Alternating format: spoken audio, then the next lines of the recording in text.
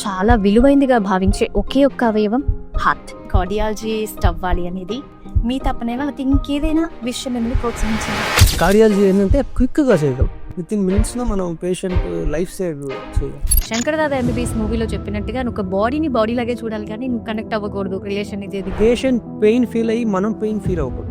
ఎందుకు అంటే మనం పెయిన్ ఫీల్ అయితే పేషెంట్కి 100% ఇవ్వలేదు. రీసెంట్గా ఒక ఇన్సిడెంట్ లో ఒక 10th క్లాస్ అమ్మాయి అలా సడన్ గా క్లాస్ వింటూ కొలాప్స్ అయిపోయిన ఘటన ఒకటి మనం చూసాం. హార్ట్ కి సంబంధించి ఇది మస్ట్ గా సీరియస్ గా తీసుకోవాలి అనుకున్నా కూడా లైట్ తీసుకునే విషయాలు ఏంటంటారు అసలు? అంటే మనకి చాలా వార్నింగ్ సైన్స్ వస్తాయండి. మీకు వాడుక భాషలో చెప్పాలంటే, ఇప్పుడు మీకు కారు బైక్ ఉంది, మధ్యలో ట్రబుల్ వస్తూ ఉంటుంది. ఎర్లీగా చూసుకుంటే మీరు ఇబ్బంది పడరు. అట్లా కాకుండా మీరు దాన్ని నెగ్లెక్ట్ చేసి లాంగ్ డ్రైవ్లో మంచిగా బ్రేక్లో ఉంది.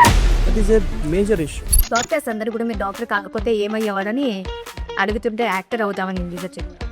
మీరు అలా ఏమన్నా ఉందా? చిన్నప్పుడు నాకు బాగా స్పోర్ట్స్ సిస్టమ్, ఫుట్బాల్, క్రికెట్ బాగా ఆడేవాడిని. ఈ ప్రొఫెషన్ కాకపోతే స్పోర్ట్స్లో ఏమన్నా చూసుకునేవాడిని. మీకు సడన్ గా నవ్వు తెప్పించిన సంఘటన ఏంటి? ఈ మధ్య ఒక పేషెంట్ వచ్చారు, ఆయనకి మా డైటీషియన్ డైట్ రాసిచ్చారు. పేషెంట్ ఏంటో ఒక 1 month తర్వాత వెయిట్ పెరిగి వచ్చాడు. ఏంటంటే డాక్టర్ గారు, మీ డైటీషియన్ చెప్పారు ఇట్లా బరువు పెరిగిపోయారు. నేను అడిగాను, సో పొద్దున ఏం చేస్తున్నానంటే, సార్ పొద్దున మీకు చెప్పినట్టు ఓట్స్ పాలు తింటామండి, తర్వాత మళ్ళీ టిఫిన్ తినాలి కదండి, తింటామండి, మళ్ళీ బ్రౌన్ రైస్ తింటామండి, తర్వాత మళ్ళీ మామూలు అన్నం తినాలి కదండి, మళ్ళీ అన్నం తింటాం. చాలా మంది అమ్మా నైట్స్ టిఫిన్ తినండి అమ్మా అంటే, అన్నం ముందు తినాలా తిన్న తర్వాత తినాలని అడుగుతుంది. సో మీ ఫేవరెట్ హాలిడే స్పాట్? ఎనీ బీచ్కి వెళ్తే కామ్గా ఉంటుంది. మనకి బీచ్ ఒకటి, స్కై ఒకటి, మనం నథింగ్ అనేది మనం తెలుసుకోవాలి. సో అప్పుడు మనం వాట్ ఎవర్ మన ప్రెజర్స్ అన్ని కొంచెం కాంట్రవర్షియల్గా అనిపించినా కూడా, కానీ శ్రేష్ఠ హాస్పిటల్ ఒక మానవతా విలువలతో నిర్మించాలి అనే థాట్లో మీరు సక్సెస్ అయ్యారని నేను అనుకుంటున్నాను. More of last 4 years,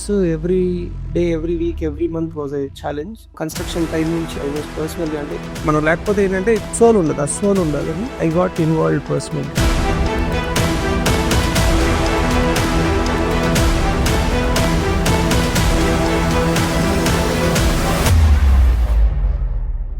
hi, hello, welcome to special podcast. This is Mahalakshmi. నవ్వినా ఏడ్చినా కన్నీళ్ళే వస్తాయనేది నానుడి, కానీ నీ ప్రతి భావన వెనుక నీ హృదయ స్పందన కూడా ఉంటుంది. అందుకే బాధ వచ్చినా, ఆనందం కలిగినా గుండె వేగం పెరుగుతుంది. ప్రతి ఏడాది వయస్సుతో సంబంధం లేకుండా ఆగిపోతున్న గుండెలు ఒకవైపు అయితే, ఆప్తులను పోగొట్టుకుని భారంగా మారుతున్న హృదయాలు మరెన్నో. మరి మన హృదయం పదిలంగా ఉండాలంటే ఏం చేయాలి? ఈ విషయాలపై మనతో మాట్లాడేందుకు మనతో పాటు ఉన్నారు ప్రముఖ కార్డియాలజిస్ట్ డాక్టర్ గొట్టిపాటి నాగార్జున గారు from Shreshta hospitals. Shreshta hospitals అత్యాధునిక వైద్య సేవలు మాత్రమే కాదు, మానవతా విలువలతో కూడిన ఒక హాస్పిటల్.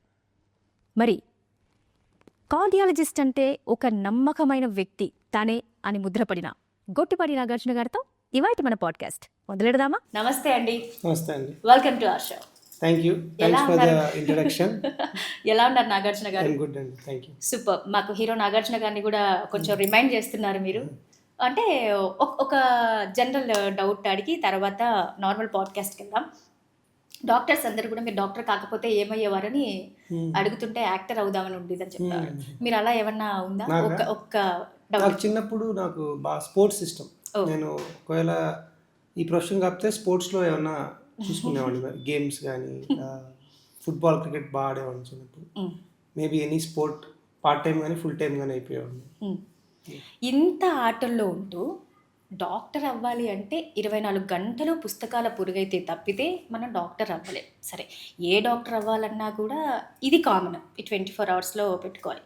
అలాంటిది ప్రతి క్షణం చాలా విలువైందిగా భావించే ఒకే ఒక్క అవయవం హార్ట్.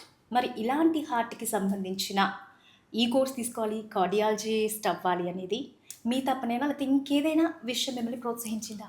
డైరెక్ట్గా ఎవరు కార్డియాలజిస్ట్ ఎవరండి అంటే, first education wise first graduation MBBS చేయాలి. తర్వాత అక్కడ డిసిషన్ ఏంటంటే సర్జన్ అవ్వాలి, ఫిజిషియన్ అవ్వాలి. సో తర్వాత ఫిజిషియన్ అంటే ఎండి చేయాలి. ఎండి చేసేటప్పుడు మనకి బ్రాంచెస్ ఉంటాయి, neurology, cardiology, gastroenterology, nephrology, multiple ఉంటాయి. సో దాంట్లో మనకి ఎండీలో ఏంటంటే పోస్టింగ్స్ ఉంటాయి, ఒక్కొక్క డిపార్ట్మెంట్లో ఒక 2 months అలా. సో ఉన్నప్పుడు మనం అక్కడ పోస్ట్ అయినప్పుడు మనం అక్కడ తాలూకు ప్రాబ్లమ్స్ ఉన్న పేషెంట్స్తో ఇంటరాక్ట్ అవ్వడము, వాళ్ళతో టైం స్పెండ్ చేయడము, ఆ ట్రీట్మెంట్ ప్రాసెస్లో ఇన్వాల్వ్ అవ్వడము ఉన్నప్పుడు మనకి కొన్ని ఎగ్జైట్ చేస్తాయి న్యాచురల్గా. అంటే ఇప్పుడు నేను కార్డియాలజీలో ఉన్నప్పుడు మనకి నైట్ అంతా మేము మేల్కొని ఉండేవాళ్ళం, కాకపోతే ఎప్పుడు మేల్కొన్న భావం ఉండేది కాదు. ఎందుకంటే అసలు రాత్రి అట్లా అయిపోయేది, పేషెంట్ని బతికించామని ఒక సాటిస్ఫాక్షన్ ఉండేది. ఇంకా నాకు తెలిసి ఏ డిపార్ట్మెంట్లో మనం మన టైంని స్పెండ్ చేస్తే క్లియర్గా చావు బతుకు ఉన్న డిఫరెన్స్ని మనం పాజిటివ్కి తీసుకురావడం నేనైతే అనుకోవట్లేదు. కార్డియాలజీ ఒక్కటే మనం అంత డిఫరెన్స్ చూపించాం. మిగతా అన్ని specialties yes definitely, but cardiology ఏంటంటే క్విక్గా చేయగలం. ఇంకా అంటే వితిన్ మినిట్స్లో మనం పేషెంట్ లైఫ్ సేవ్ చేయగలం. సో దట్ అంటే అప్పుడు ఆ ఎగ్జైట్మెంట్, అప్పుడు ఆ post graduation almost like 15 years back నేను పీజీ చేసింది. అప్పుడున్న excitement still it is continuing, న్యాచురల్గా వచ్చింది. So I went for it. So అంటే శ్రేష్ఠ హాస్పిటల్, ఇల్లు కట్టి చూడు పెళ్లి చేసి చూడు అనే సామెతలు వినే ఉంటారు. సో ఒక హాస్పిటల్ కట్టి చూడు అనేది చాలామంది ప్రాణాలతో ముడిపడి ఉన్న ఒక వ్యవహారం.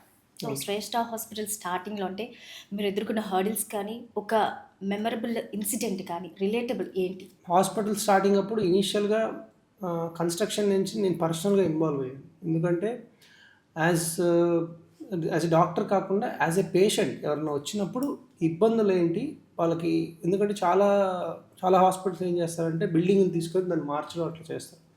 కానీ మేము న్యాచురల్గా గ్రౌండ్ లెవెల్ నుంచి, గ్రౌండ్ బ్రేకింగ్ దగ్గర నుంచి మొత్తం ప్రతి ఇటుక హాస్పిటల్ కోసమనే ప్లాన్ చేసాం. సో మనకి మీరు హాస్పిటల్ ఎంటర్ అవ్వగానే మీకు ఒక కంఫర్ట్ అంత వస్తుంది. డైరెక్ట్గా ఎమర్జెన్సీకి రాగానే స్కానింగ్స్ అన్నీ అదే ఫ్లోర్లో అయిపోతాయి, ఓపీకి వస్తే ఓపీలో అన్ని ఫ్లోర్స్ అదే అయిపోతాయి. సో ప్రిపరేషన్ ప్లానింగ్ చాలా టైం పట్టింది. సో డెఫినెట్లీ చాలా హర్డిల్స్ ఉంటాయి, అదంతా మాట్లాడితే ఈరోజు సరిపోదు. ఎవ్రీడే మనకు కొన్ని హైస్ లోస్ ఉంటాయి. ఆ లోస్ని మనం we have to digest and ముందుకి పాజిటివ్గా ముందుకు తీసుకొని వెళ్ళాలి. ఓకే. సో అసలు నార్మల్గానే ఒక హాస్పిటల్ రన్ చేయడం అంటే ప్రస్తుతం ఉన్న రోజుల్లో ఒక కమర్షియల్ ఎలిమెంట్గానే దాన్ని ఎక్కువ మంది చూస్తున్నారు. ఇది పచ్చి నిజం, నమ్మలేని వాస్తవం, కొంచెం కాంట్రవర్షియల్గా అనిపించినా కూడా. కానీ శ్రేష్ఠ హాస్పిటల్ ఒక మానవతా విలువలతో నిర్మించాలి అనే థాట్లో మీరు సక్సెస్ అయ్యారని మీరు అనుకుంటున్నారు రన్ చేయటం? సో ఇది థాట్ ఎట్లా వచ్చింది అంటే మా ఫాదర్ ఇన్ లా సైడ్ వాళ్ళు ఆల్మోస్ట్ 3 generations నుంచి 70 years నుంచి గుంటూరులో they are doctors. Hospital already వేరే హాస్పిటల్ ఉంది. సో అది మెయిన్ కొన్ని డిపార్ట్మెంట్స్ వరకే ఉన్నాయి. సో ఇప్పుడు మనకి శ్రేష్ఠ హాస్పిటల్ వచ్చినప్పుడు it is as a generation, అంటే ఎప్పుడు రెగ్యులర్గా వీ యూస్ టు ఇంటరాక్ట్ అయినప్పుడు హీ యూస్ టు టెల్ ఎట్లా how to go about it, మన అవుట్లుక్ ఎలా ఉండాలి ఫర్ ద పేషెంట్ చేస్తే ఇప్పుడు కాకపోయినా maybe down the line few years తర్వాత మనం అనుకున్న మన గోల్ అచీవ్ అవుతాం. అంటే పేషెంట్స్ అంటే కాంప్లెక్స్ కేసెస్ చేయడం కానీ, ఆ సాటిస్ఫాక్షన్ కానీ, అది మనం ఇనిషియల్గా కాకపోయినా విత్ టైం వస్తుంది. But that should be our priority. Still today he is like that only. నేను కూడా న్యాచురల్గా అలానే ఉంటాను కాబట్టి it was easier for me. అంటే డెఫినెట్లీ ప్రాసెస్ అనుకున్నప్పుడు ఇట్ వాస్ డెఫినెట్లీ ఫైనాన్సెస్ అదేం అసలు ఆలోచించలేదు. It was a gut feeling. అది కోవిడ్ టైంలో ఐ టుక్ ద డిసిషన్. ఎందుకంటే బికాజ్ ఆఫ్ ఇంతకుముందు కూడా చాలాసార్లు చెప్పాను ఏ ఇన్సిడెంట్స్ ఎట్లా నన్ను ప్రభావితం చేశాయి అప్పుడు డిసిషన్ తీసుకోవడానికి. కానీ సో దానివల్ల ఏంటంటే ఫస్ట్ ఆ గట్ ఫీలింగ్తోనే నేను ముందుకెళ్ళాను తప్ప మిగతా ఎక్కువ తర్వాత ప్రాసెస్లో ఉన్నప్పుడు ఇవన్నీ వచ్చినప్పుడు ఓకే ఎవ్రీథింగ్ అని అప్పుడు మనం ఒక్కొక్క దాన్ని సాల్వ్ చేసుకుంటా ముందుకెళ్ళాం. Almost like more of last 4 years every day, every week, every month was a challenge. So construction time నుంచి నేనే ఐ వాజ్ పర్సనల్లీ, అంటే మనం లేకపోతే ఏంటంటే ఆ సోల్ ఉండదు, ఆ సోల్ ఉండాలని I got involved personally. Super. So నేను బిఫోర్ ఆ క్వశ్చన్ మిమ్మల్ని కాంట్రవర్షియల్గా అంతా అడిగడానికి కారణం ఏంటంటే ప్రస్తుతం గుంటూరులో అత్యంత నమ్మకమైన ఒక కార్డియాలజీ హాస్పిటల్ ఏది అంటే శ్రేష్ఠ అనే పేరు వినపడుతుంది. దీనికి కారణం ఏంటని మీరు అనుకుంటున్నారు? సో డైరెక్ట్ టచ్ అండి పేషెంట్తో. మనం వచ్చినప్పుడు మనకి వీల్ బి వెరీ ట్రాన్స్పరెంట్. అంటే పేషెంట్కి ఉన్న ప్రాబ్లం వాళ్ళ ఫ్యామిలీతో డిస్కస్ చేసి what are the positives, what are the negatives. అంటే మేము యాజ్ ఎ డాక్టర్స్గా ఉన్నప్పుడు మా టీం ఉంటారు, నేను కానీ, మా కార్డియాలజీ కొలీగ్ కానీ, లేకపోతే మా అనస్థీషియా క్రిటికల్ కేర్ టీం, మేము డిస్కస్ చేసుకుంటాం ఇంటర్నల్. మేము ఇంటర్నల్గా డిస్కస్ చేసుకున్నప్పుడు we'll ask patient attenders to come మా డిస్కషన్ వినడానికి. ఎందుకంటే వాళ్ళకి అర్థమవుతుంది ఏం మాట్లాడుతున్నాము మేము. వాళ్ళని కూడా పిలిచి వాళ్ళని కూడా పేషెంట్ ట్రీట్మెంట్ ఆప్షన్లో ఒక భాగం చేస్తాం. ఆ ఇన్వాల్వ్మెంట్ ఈజ్ వెరీ ఇంపార్టెంట్. ఎందుకంటే మేము సరే ప్రాబ్లం ఉంది, దీనివల్ల ఒక 70% అడ్వాంటేజ్ ఉంటుంది, 30% రిస్క్ ఉంటుంది. ఇది వెళ్ళాలా వద్దా as a doctor, as a team మనం డిసైడ్ చేయొచ్చు. బట్ ఈ డిసిషన్లో పేషెంట్ ఫ్యామిలీని కూడా ఇన్వాల్వ్ చేయాలి. ఓకే. సో ఇన్వాల్వ్ చేసినప్పుడు ఏంటంటే వాళ్ళకు ఒక సెన్స్ ఆఫ్ రెస్పాన్సిబిలిటీ, ఒక రకమైన నమ్మకము, ప్లస్ ఏంటంటే మన ప్రాసెస్ వాళ్ళకి అర్థమవుతుంది. మనం ఎట్లా ఆలోచిస్తున్నాం, ఏం డిసిషన్స్ ఎట్లా తీసుకుంటున్నాము ఏంటి అనేది తెలుస్తుంది. అది మేజర్ ఫస్ట్ పాయింట్. నేను కొత్తగా what we started here. Second ఏంటంటే టైమింగ్. సో నైట్ కూడా 1:40కి హాస్పిటల్కి వెళ్ళాము. So by 2:10 we completed procedure, stenting చేస్తాం పేషెంట్కి. సో మార్నింగ్ వెళ్ళి అగైన్ చూశాను పేషెంట్, ఈజ్ కంఫర్టబుల్, నార్మల్గా అయిపోయారు, ఫ్యామిలీ రిలీఫ్. సో ఏంటంటే ఫాస్ట్గా మనకేంటంటే ఇండియాలో మేజర్ డిసిషన్స్ వచ్చినప్పుడు డిసిషన్ మేకింగ్ డిలే ఉంటుంది. సో యాజ్ మామూలుగా ఏంటంటే గ్రౌండ్ లెవెల్ స్టాఫ్ ఇన్వాల్వ్ అయ్యి చెప్తారు. బట్ డైరెక్ట్గా యాజ్ ఎ కార్డియాలజిస్ట్, ఒక సీనియర్ కార్డియాలజిస్ట్ midnight 2 o'clock వచ్చి చెప్తున్నప్పుడు they will understand the severe. లేకపోతే 2 o'clockకి ఒక సీనియర్ కార్డియాలజిస్ట్ వచ్చి వాళ్ళతో టైం స్పెండ్ చేసి సివియారిటీ ఎక్స్ప్లెయిన్ చేసినప్పుడు దే డెఫినెట్లీ అండర్స్టాండ్. వాళ్ళకి అర్థమైనప్పుడు డైరెక్ట్గా నేను అందుకే ఎప్పుడైనా హార్ట్ అటాక్ పేషెంట్స్ ఉన్నప్పుడు డైరెక్ట్గా మా team will take care of the patient తీసుకునేటప్పుడు నేనే డైరెక్ట్గా ఫ్యామిలీతో మాట్లాడతాను. Because they should understand the severity and every minute is loss of muscle, heart muscle. అది మనం చెప్పగలం. ఫార్చునేట్లీ ఏంటంటే మనం ఇంటరాక్ట్ అయిన చాలామంది పేషెంట్స్ ఇనీషియల్గా అన్అవేర్గా ఉన్న తర్వాత ఒక 5-10 minutes స్పెండ్ చేసిన తర్వాత అంటే వాళ్ళకి తెలుస్తుంది సీరియస్నెస్. సో చాలా దాని తర్వాత ఇంప్రూవ్ అయ్యారు. ఇప్పటికీ ఎన్ని ఇయర్స్ చాలా పేషెంట్స్, సార్ మీరు అప్పుడు మాకు గట్టిగా చెప్పకపోయి ఉంటే వీ వుడ్ హ్యావ్ మిస్డ్, చాలా డ్యామేజ్ అయ్యేది మాకు అని చెప్తూ ఉంటారు.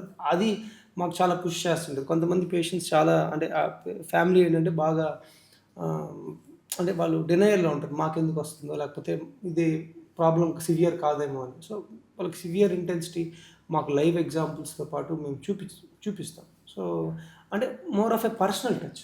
అంటే ప్రాబ్లం ఏంటంటే I am the MD of the hospital, I stay in the hospital, I am available in the hospital for any patient problem, I am there 24/7. ఆ నమ్మకాన్ని మేము కలిగించేది, మేము కానీ మా టీం కానీ ఎవ్రీవన్ రెస్పాన్సిబిలిటీ తీసుకొని వాళ్ళు ఓన్ చేసుకొని వాళ్ళు పేషెంట్ కేర్ని చేయడం జరుగుతుంది. అందుకని ఒక పర్సనల్ అటాచ్మెంట్, బాండింగ్ ప్రతి పేషెంట్ ఫీల్ అవుతుంది హాస్పిటల్. సో నాగార్జున గారు, మీరు అన్నట్టుగా పేషెంట్ అటెండర్ని కూడా పిలిచి మాట్లాడతామన్నారు, మీరు ఏం డిస్కస్ చేసుకుంటున్నారు అనేది. So as per medical language ఏంటి అనేది ప్రాబ్లం సివియారిటీ మీకు అర్థమవుతుంది. అంటే సివియారిటీ ఎంత ఉన్నదని చెప్తారు, కానీ ఆ ప్రాబ్లం ఏంటి అనేది కొంతమంది అన్ఎడ్యుకేటెడ్గా ఉంటారు, ఏంటి అసలు ఏం జరుగుతుందో తెలీదు, వాళ్ళకప్పుడు మీరు చెప్పేది అర్థమవుతుంది అంటారు. సో అలాంటప్పుడు ఆ సినారియోస్ మనకి ఒక సేమ్ సెట్ ఆఫ్ సినారియోస్ ఉండవు. సో డిఫరెంట్ సినారియోస్, అంటే ఎడ్యుకేటెడ్ కొంతమంది డాక్టర్స్ ఉంటారు ఫ్యామిలీలో. అసలు మాకు చాలా ఈజియెస్ట్ ఏంటంటే ఫ్యామిలీలో డాక్టర్స్ ఉంటాయి, క్లియర్ 5 minutes కూడా పడ్డా, 2 minutesలో we can take a decision. So uneducated ఉన్నప్పుడు మేమేం చెప్తామమ్మా, ఇది ప్రాబ్లం, మేము ఇది చేస్తే మంచిది అనుకుంటున్నాం, దిస్ ఈజ్ బెస్ట్ అని చెప్పేస్తాం. సో వాళ్ళు క్లియర్గా వాళ్ళు ఓకే డాక్టర్ గారు మీరు ప్రొసీడ్ అంటే ప్రొసీడ్ అయిపోతాం. సో మేము వాళ్ళ మీద రెస్పాన్సిబిలిటీ కానీ భారం కానీ వేద్దామని కాదు, వాళ్ళని కూడా ప్రాసెస్లో ఇన్వాల్వ్ చేయడానికి we want to do that. Uneducated అంటే కొంచెం పల్లెటూరు నుంచి వచ్చిన వాళ్ళకి ఏంటంటే మేము చెప్తాం, అమ్మా ఇది చేస్తే మంచిదమ్మా, తొందరగా చేసుకోవడం మంచిది అని చెప్తే సరే డాక్టర్ గారు అని చెప్తారు. సో దాని ప్రకారంగా మనం ముందుకెళ్తాం. నాగార్జున గారు, అంటే కొన్ని కండిషన్స్లో మీరు సివియారిటీ అనేది ఎక్స్ప్లెయిన్ చేసిన దానికంటే కూడా ఆన్ బెడ్ కొన్ని డెసిషన్స్ తీసుకోవాల్సి ఉంటుందని చెప్తుంటారు డాక్టర్స్ మ్యాక్సిమం. సో ఇలాంటప్పుడు ఏది జరిగినా అంటే వెంటనే అటెండర్స్ కానీ ఇంకెవరైనా పక్కన ఉన్న థర్డ్ పర్సన్స్ కానీ డాక్టర్స్ని వెంటనే బ్లేమ్ చేయడం ఇలాంటివి కొన్ని జరుగుతూ ఉంటాయి. సో అది ఎందుకు జరుగుతుంది, ఎక్కడ మిస్టేక్? అంటే మనకి ఇప్పుడు హార్ట్ అటాక్ వచ్చింది అనుకోండి, 10% రిస్క్ ఉంటుంది, అంటే ప్రాణాపాయం జరిగే పరిస్థితి 10% ఉంటుంది. అంటే అది మనం ఎలా ఆలోచించాలంటే 100కి 90 మార్కులు వచ్చాయన్నట్టు ఆలోచించకూడదు. 100లో 10 మంది ఇబ్బంది పడతారు. సో అలాగా మనం ఈ రిస్క్లో ఉన్నప్పుడు 100 మందికి హార్ట్ అటాక్ వచ్చి నేను సేమ్ ట్రీట్మెంట్ చేసిన 10 మంది ప్రాణాపాయం జరగచ్చు. ఎందుకంటే ఉన్న సివియారిటీ ఆఫ్ ప్రాబ్లం, తర్వాత బేస్ లైన్ వాళ్ళకు స్మోకింగ్ చేస్తారా, డ్రింకింగ్ చేస్తారా, షుగర్ ఉందా, బీపీ ఉందా, what is the underlying health condition, తర్వాత ఎంత తొందరగా వచ్చారు, ఇలా మల్టిపుల్ ఫ్యాక్టర్స్ మీద ఆధారపడి ఉంటుంది. సో ఆ 10% రిస్క్ అనేది వాళ్ళు ఏమనుకుంటారంటే 90% ఏం కాదన్నారు కదా, ఏమైంది అని. సో నేను వాళ్ళకి ఈ ఎగ్జాంపుల్స్తో చెప్తాను వాళ్ళకి. సో వాళ్ళకి వాడుక భాషతో చెప్తే కానీ అర్థం కాదు ఒకటి. సెకండ్, ఇంకొకటి మీరు అడిగిన దీని ప్రకారం on table treatment plan change చేయడం. మేము చాలాసార్లు యాంజియోగ్రామ్ తీసుకొని స్టెంట్ వేసేస్తామమ్మా అని చెప్తాం. బట్ అప్పుడు చూసినప్పుడు ఏంటంటే కొంచెం క్రిటికల్, మనకి కొన్ని జంక్షన్ దగ్గర బ్లాక్ రావడం, లేకపోతే మెయిన్ వెజల్స్లో బ్లాక్ ఉండడం. యాంజియోగ్రామ్లో మాకు ఇది స్టెంటింగ్కి బెటర్ కాదు, సో దీన్ని లాంగ్ టర్మ్గా మనకి బైపాస్ చేస్తే బెటర్. మేము పేషెంట్ చెప్పేది ఒకటి అమ్మా, మేము డిసిషన్ తీసుకుంటాం, కాకపోతే పేషెంట్కి ఏది మంచిదైతే అది ఆలోచించి చేయగలం. బట్ ఆ రోజు ఉన్న కండిషన్ ప్రకారం ఇప్పుడు ఒకే పేషెంట్కి సంవత్సరం క్రితం ప్రాబ్లము, ఈరోజు ప్రాబ్లం వస్తే ఒకేలా ట్రీట్ చేయడం. అప్పుడు ఆ టైంలో ఆ ప్రాబ్లంకి ఆ ట్రీట్మెంట్ చేయడమే కరెక్ట్. ఇప్పుడు ఈ ప్రాబ్లంకి ఈ ట్రీట్మెంట్ చేయడమే కరెక్ట్. సో ఒకే ట్రీట్మెంట్ కాపీ పేస్ట్ చేయలేం. ఇప్పుడు చాలామంది మా దగ్గర ఎక్కువగా వచ్చేది ఏంటంటే, మా ఇంటి పక్కన వాళ్ళకి ప్రాబ్లం వస్తే స్టెంట్ వేస్తారండి, మీకు మాకెందుకు బైపాస్ చేస్తున్నారు అంటే అదే చెప్తుంది. ఇప్పుడు మీరు తీసుకునే ఆహారమే మీ పిల్లలతో ఈక్వల్గా ఉండదు, సమానంగా ఉండదు. మీరు వేసుకునే బట్టలే మీకు నచ్చే, లైక్ మీరు ఒక గుడికి వెళ్ళొచ్చు, మీ కిడ్స్ ఒక గుడికి వెళ్ళొచ్చు. అట్లాంటి దానికి మీ ట్రీట్మెంట్, మీకు సంబంధం లేని వాళ్ళకి ట్రీట్మెంట్ ఒకటే ఎట్లా చేస్తాము, వాళ్ళకి అర్థమయ్యేటట్లు it will take some time. కాకపోతే అర్థమయ్యేటప్పుడు దే విల్ అంటే అర్థమవుతుంది. ఓకే అంటే కొన్నిసార్లు ఏమవుతుందంటే ఎమోషనల్గా దే విల్ ప్యానిక్ మోడ్లో ఉంటారు. సో అది కొంచెం వాళ్ళకి అర్థమయ్యేటట్లు చెప్పి డైజెస్ట్ చేస్తే ఫ్యాక్ట్స్, అంటే మోస్ట్ ఆఫ్ ద థింగ్ ఏంటంటే ట్రాన్స్పరెంట్గా వాట్ ఎవర్ హ్యాపెన్ వాళ్ళకి ఎక్స్ప్లెయిన్ చేసి ఆన్ ద టేబుల్ చెప్పాలి. చెప్తే వాళ్ళకి ఒక కాన్ఫిడెన్స్ వస్తుంది, ఒక క్లారిటీ వస్తుంది.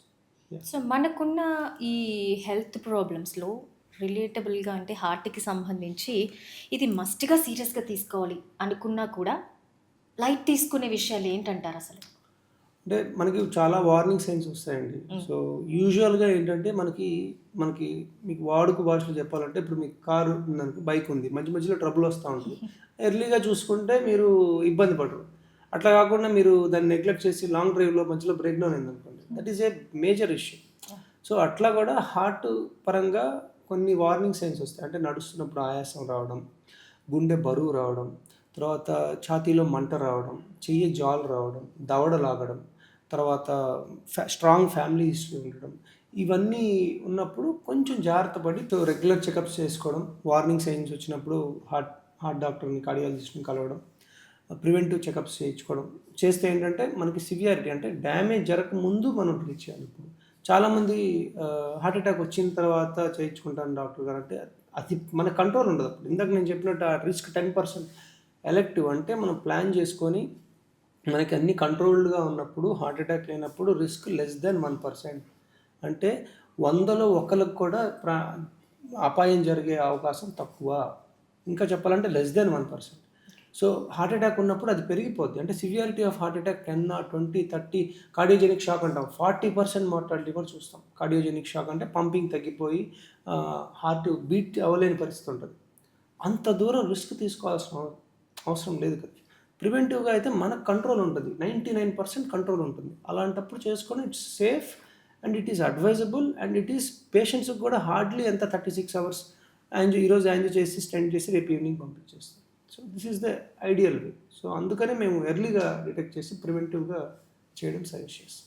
సో అంటే వితౌట్ వార్నింగ్ కూడా ఏమైనా అటాక్ అయ్యే ఛాన్సెస్ ఎంతవరకు ఉన్నాయి? అంటే రీసెంట్గా ఒక ఇన్సిడెంట్లో ఒక 10th క్లాస్ అమ్మాయి అలా సడన్గా క్లాస్ వింటూ కొలాప్స్ అయిపోయిన ఘటన ఒకటి మనం చూసాం. అంటే అక్కడ దాన్ని ఎలా చూడాలంటే, అంటే ఆ ఏజ్ గ్రూప్లో 10th క్లాస్ వాళ్ళకి హార్ట్ అటాక్స్ అనేది వెరీ రేర్ అండి. ప్లస్ ఏంటంటే అసలు నా న్యూస్ నేను చూడలేదు. బట్ యూజువల్గా ఏమవుతుందంటే అంత ఏజ్ గ్రూప్లో, యంగ్ ఏజ్ గ్రూప్లో హార్ట్ ప్రాబ్లమ్స్ అంటే అరిథ్మియాస్ అంటాం, హార్ట్ ఇర్రెగ్యులర్ బీట్స్ వస్తాయి. సో VT, VF అట్లా ఇర్రెగ్యులర్ హార్ట్ బీట్స్ వచ్చినప్పుడు అట్లా సడన్ కార్డియాక్ డెత్స్ అవుతుంది. సో అది ఫ్యామిలీ స్క్రీనింగ్, అంటే మనకి ఫ్యామిలీలో ఎవరికైనా పర్టికులర్గా మ్యాన్ రకంలో ఉన్నప్పుడు పిల్లలకి రెగ్యులర్గా చెకప్ చేయడం, లేదంటే ఒక ఏజ్ వచ్చినప్పుడు అన్ని కంప్లీట్ చెకప్ చేయించుకోవడం మేము సజెస్ట్ చేస్తాం. ప్లస్ మీరు ఒక స్పోర్ట్స్ అంటే చిన్న వయసులో నుంచి ఇప్పుడు 8th 9th నుంచి అగ్రెసివ్ స్పోర్ట్స్కి వెళ్తుంటే ప్రాపర్ థరోగా అన్ని చెక్ చేయించుకోండి. ఈవెన్ జిమ్కి వెళ్తారు 16-17 ఇయర్స్ నుంచి, అప్పుడు కూడా మేము ముందు వెళ్ళి హెవీ వర్క్ చేసే ముందు కార్డియాక్ చెకప్ అన్ని చేయించుకొని మీరు కంట్రోల్డ్ ఎన్విరాన్మెంట్లో ఉన్నప్పుడు మీకు ఈజీగా ప్రాబ్లం ఏమైనా ఉంటే ఎర్లీగా డిటెక్ట్ చేసి ట్రీట్ చేసుకునే అవకాశం ఉంటుంది. సో ఇప్పుడు చాలా అడ్వాన్స్ టెక్నాలజీస్తో ట్రీట్మెంట్స్ వచ్చాయి, మనకు అడుగున్న హాస్పిటల్స్ ఉన్నాయి. ఇది వరకు హాస్పిటల్స్ లేనప్పుడు కేవలం ఇంట్లోనే డెలివరీస్ చేయడం ఇలాంటివి కొన్ని మూఢ పద్ధతులు కొన్ని చూస్తూ ఉండేవాళ్ళం. అప్పట్లో పిల్లలకి చిన్నపిల్లలకి హార్ట్లో హోల్ ఉందని చెప్పి అనేవాళ్ళు. దాన్ని అంటే ఏజ్ పెరుగుతూ ఉండే కొద్దీ అది క్లియర్ అయిపోతుందని సజెస్ట్ చేస్తారు. కానీ నిజంగానే ఎలాంటి అన్‌హెల్తీ హ్యాబిట్స్ కానీ లేకుండా హెల్తీగా ఉండగలుగుతారా వాళ్ళు? ఎంతవరకు వాళ్ళు సేఫ్? ఏ ఏజ్ వరకు సేఫ్? సో పర్టికులర్గా మీరు అడిగింది పుట్టుకతో కొంతమందికి హార్ట్లో హోల్ చూస్తుంటాం. సో అది వయసుతో పాటు పూడుతుంది. యూజువల్గా వితిన్ ఫ్యూ మంత్స్ 6 మంత్స్ లోపల పూడిపోద్ది. అది మేము పీరియాడిక్గా ఎక్కువ చేయించుకోమని చెప్పి సజెస్ట్ చేస్తాం. సో అది న్యాచురల్గానే చాలామందికి అవుతుంది. అలా కాని పక్షంలో లేకపోతే కొన్నిసార్లు హోల్ పెద్దగా ఉన్నా అంటే ఆస్టియం సెకండమ్ అంటాము, సో ఏఎస్డి అంటాము, అలాంటి వాటికి తర్వాత కాల్ నుంచి కానీ ఓపెన్ పద్ధతిలో కానీ దాన్ని పూడుస్తాం. So multiple types of holes ఉంటాయి హార్ట్లో, ఏఎస్డి, విఎస్డి, లేకపోతే వేరే కనెక్షన్స్ అంటే పీడిఏ అంటాం. చిన్నపిల్లలకి వచ్చే హార్ట్ కండిషన్స్ ఉంటాయి. కాకపోతే ఇవన్నీ కూడా మనకి మేనరికము, తర్వాత ప్రెగ్నెంట్గా ఉన్నప్పుడు ఇన్ఫెక్షన్స్ రాకున్నప్పుడు టీకాలు తీసుకోవడం, ఇవన్నీ చేసుకుంటే కొంతవరకు రిస్క్ తగ్గుతుంది. సో ఫాలో అప్ చేసుకుంటే అవసరాన్ని బట్టి కొంత ఏజ్ వచ్చిన తర్వాత అది మనం ట్రీట్ చేసుకోవచ్చు. సో ఇంతకుముందు మీరు న్యాచురల్గా ఇంట్లో డెలివరీ అది మనకి ఫాలో అప్ లేకపోవడం అది ఉండడం వల్ల ఎర్లీ ఎక్కువ చూసేవాళ్ళం. ఇది ఒక ఏజ్ వచ్చిన తర్వాత బాగా బయటపడింది. ఇప్పుడు ఏంటంటే హాస్పిటల్ డెలివరీస్ రావడం వల్ల ఏంటంటే పీరియాడిక్ చెకప్ ఉండడం వల్ల ఎర్లీగా పికప్ చేయగలుగుతున్నాం. సో ఇన్సిడెన్స్ బాగా తగ్గింది, కాంప్లికేషన్స్ తగ్గాయి, ఏమైనా ప్రాబ్లం ఉన్నా ఎర్లీగా డిటెక్ట్ చేసి ట్రీట్ చేయగలుగుతున్నాం. సో అది డెఫినెట్గా చాలా అందుకే లైఫ్ వీఆర్ సీయింగ్ మనకి ఇండియాలో కూడా లైఫ్ ఎక్స్పెక్టెన్సీ 70-75 దాటేస్తుంది ఇప్పుడు. So which is good sign. But even Europe అది కంపేర్ చేసుకుంటే they are still much way ahead మనకంటే. ఓకే. సో అంటే చిన్నపిల్లలు, అన్‌హెల్తీ హ్యాబిట్స్ ఇదంతా ఒక వర్గం అయితే, ఫిట్‌గా ఉన్న వాళ్ళలో కూడా కార్డియాక్ అరెస్ట్ అనేది ఎందుకు జరుగుతుంది? ఎందుకంటే కొన్ని ఇన్సిడెంట్స్‌లో ఈ కానిస్టేబుల్స్ ఎగ్జామ్స్‌కి వెళ్తున్నప్పుడు ఫాస్ట్ రన్నింగ్‌లో గానీ, సడెన్‌గా అంతా అయిపోయిన తర్వాత ఎండింగ్‌లో కొలాప్స్ అయిపోవడం కొన్ని కేసెస్‌లో చూస్తున్నాం. Just 1 or 2%. అలా ఎందుకు అవుతుంది? సో ఇందాక మనం అనుకున్నట్టు ఫస్ట్ అసలు స్క్రీనింగ్ బేసిక్ కార్డియాక్, ఇప్పుడు ఈవెన్ స్పోర్ట్స్ ప్రొఫెషనల్ స్పోర్ట్స్ ఉన్నారనుకోండి, ఇంటర్నేషనల్ కానీ వాళ్ళు they use to come get screen, ఎక్కువ ఏం చేసేవాళ్ళు, థ్రెడ్మిల్ చేసేవాళ్ళు అని స్క్రీన్ చేసిన తర్వాత మనం ఇట్లాగా ఎలిట్ స్పోర్ట్స్కి కానీ లేకపోతే టెస్ట్ కానీ వెళ్ళాలి. అలా కంట్రోల్డ్ సిచ్యువేషన్లో మనం అన్ని చెక్ చేయకున్నప్పుడు ఏంటంటే ర్యాండమ్గా ఎవరైనా ప్రాబ్లం ఉండొచ్చు, అది ప్రెసిపిటేట్ అవుతుంది. సో అందుకని ముందు ఇట్లాంటివి యంగ్ అయినా కూడా ఒకసారి బేసిక్ హార్ట్ స్క్రీనింగ్ లేకపోతే బేసిక్ హెల్త్ స్క్రీనింగ్ చేసుకొని అట్లాంటివి పార్టిసిపేట్ చేయడం సజెస్ట్. ఓకే. సో మీరన్నట్టుగా అడ్వాన్స్ టెక్నాలజీ వచ్చేప్పటికి చాలా చిన్న ఏజ్ నుంచి ప్రాబ్లమ్స్ ఫైండ్ అవుట్ చేస్తున్నాం, మరి పెరిగేంత వరకు కాకుండా అన్నారు. ఇదివరకు రోజులకి ఇప్పటికి కంపేర్ చేస్తే హార్ట్ సర్జరీస్లో కానీ ప్రొసీజర్స్కి సంబంధించి కానీ చాలా తేడా వచ్చింది. సో అంటే ప్రజెంట్ ఉన్న సిచ్యువేషన్స్కి ఇంకా దాటి అంటే ఇంకేమైనా అడ్వాన్స్గా చేయగలుగుతాం అంటే మీరు అన్నట్టుగా హార్ట్ ఆపరేషన్ అనగానే అప్పట్లో చాలా పెద్ద ఇదిగా అనుకునే వాళ్ళంటే ఒక పెద్ద కోత పెట్టడం ఇదంతా ఉండేది. ఇప్పుడు చాలా చిన్నగా పిన్ హోల్ సర్జరీ అని అంటున్నారు. సో అన్నిటికీ అది సెట్ అవుతుందా? యా, ఇప్పుడు స్టెంటింగ్ పరంగా చూస్తే మనం జస్ట్ చిన్న గీత ద్వారా చేయి ద్వారా చేసేసుకోవచ్చు. మనం పేషెంట్ 36 అవర్స్లో డిశ్చార్జ్ చేసేసుకోవచ్చు. సో ఈవెన్ బైపాస్ కూడా మనకి ఇంతకు ముందులాగా కాకుండా మన శ్రేష్ఠ హాస్పిటల్లో అయితే 5th 6th డేస్లో డిశ్చార్జ్ చేస్తున్నాం మనకి విత్ వండర్ఫుల్ రిజల్ట్స్. కాకపోతే మనకి ఇప్పుడు ఫ్యూచర్ మీరు అడిగినట్టు జెనెటిక్స్ ఒకటి, ప్రివెన్షన్ ఒకటి మేజర్ ఫోకస్ అండి. ఎందుకంటే ఇప్పుడు ఏంటంటే మీకు ఫ్యామిలీ హిస్టరీ ఉంటే మీ జీన్స్లో మీకు హార్ట్ ప్రాబ్లం వచ్చే అవకాశం ఉందని మన జెనెటిక్ టెస్టింగ్ ద్వారా తెలుసుకోవచ్చు. So that is future. And coming future ఏంటంటే ఇన్ హెల్త్ కేర్, అంటే ఎవరు హై రిస్క్ గ్రూప్స్ అనేది కూడా మనం తెలుసుకోవచ్చు. ఓకే. సో అంటే ఒక హెల్దీ హార్ట్ మనకు ఉండాలి, మంచి లైఫ్ స్టైల్ ఉండాలి అని అంటే ఒక నార్మల్ లైఫ్ స్టైల్ అంటే మీరు ఏ పద్ధతిని సూచిస్తారు? లైఫ్ స్టైల్ అంటే యూజువల్గా మేము 70-80% of the health is made in kitchen. అంటే మీరు తీసుకునే ఆహారమే మీ హెల్త్ 70-80%. మిగతా మీ ఎక్సర్సైజ్ కానీ, మీ స్లీప్ కానీ, స్ట్రెస్ ఫ్రీ కానీ ఇదంతా ఒక 20-30%. మీరు ఈ 30% ఎంత జాగ్రత్తగా ఉన్నా మీరు ఇష్టం వచ్చినట్టు తినేస్తే యూజ్ లేదు. సో బిగ్గెస్ట్ అడిక్షన్ ఇప్పుడు ఉన్నది, biggest addiction is carbohydrate addiction. అది ఇట్స్ వెరీ లెస్ స్ట్రెస్డ్ ఎందుకు. అది అది కొంచెం అంటే ఓన్లీ మనకి హెల్త్ వీళ్ళు అంటే మెడికల్ దీంట్లో లేకపోతే ఫిట్నెస్ వరల్డ్లోనే బాగా డీప్గా పెనట్రేట్ అయింది తప్ప నార్మల్ వాళ్ళకి ఇంకా దే డోంట్ అండర్స్టాండ్. అసలు కొన్నిసార్లు చెప్తుంటారు ఏం తింటారంటే ఐ గెట్ సర్ప్రైజ్ అలా చెప్పే ఆన్సర్స్కి. So so so that is the main thing. So మనకి main food we have to control. So నోటి కోసం బాడీ కాదు, బాడీ కోసం నోరు అన్నట్టు we have to apply that. So అంటే ఈ హ్యాబిట్సే పిల్లల్లో కూడా కొంచెం హెరిడిటరీ ఒబేసిటీ పెరిగిపోవటం, కొంచెం ఈ హార్ట్ రిలేటెడ్ ప్రాబ్లమ్ పిల్లల నుంచి కూడా మనం చూస్తున్నాం అనుకోవచ్చా? అంటే మీరు చెప్పారు హెరిడిటరీ ఒబేసిటీ అని చెప్పి, చాలామంది పేషెంట్స్ నేను ఎందుకమ్మా లావు ఉన్నావు అంటే మా ఇంట్లో అందరు లావేశారు అంటారు. సో అది ఆన్సర్ ఎక్కడ వస్తుందంటే జెనెటిక్ కంటే కూడా వాళ్ళు ప్రిపేర్ చేసుకునే ఫుడ్, వాళ్ళ లైఫ్ స్టైల్, అంటే వాళ్ళు ఎంత యాక్టివ్గా ఉన్నారు, that is 90% of the time. Genetically yes definitely ఉంటుంది. కాకపోతే ఈ 90% మనం కరెక్ట్ చేయకుండా ఆ 10% మనం ఎప్పుడు బ్లేమ్ చేయకూడదు. సో మన లైఫ్ స్టైల్ మనం మార్చుకొని then we have to see other non modifiable factors. So కొంతమంది మీరు అన్నట్టుగా హెల్దీ హ్యాబిట్స్కి కిచెన్ బేస్ అని అన్నారు. మ్యాక్సిమం అందరికీ జంక్ ఫుడ్ బాగా ఇష్టంగా క్రేవింగ్గా తినేస్తూ ఉంటారు.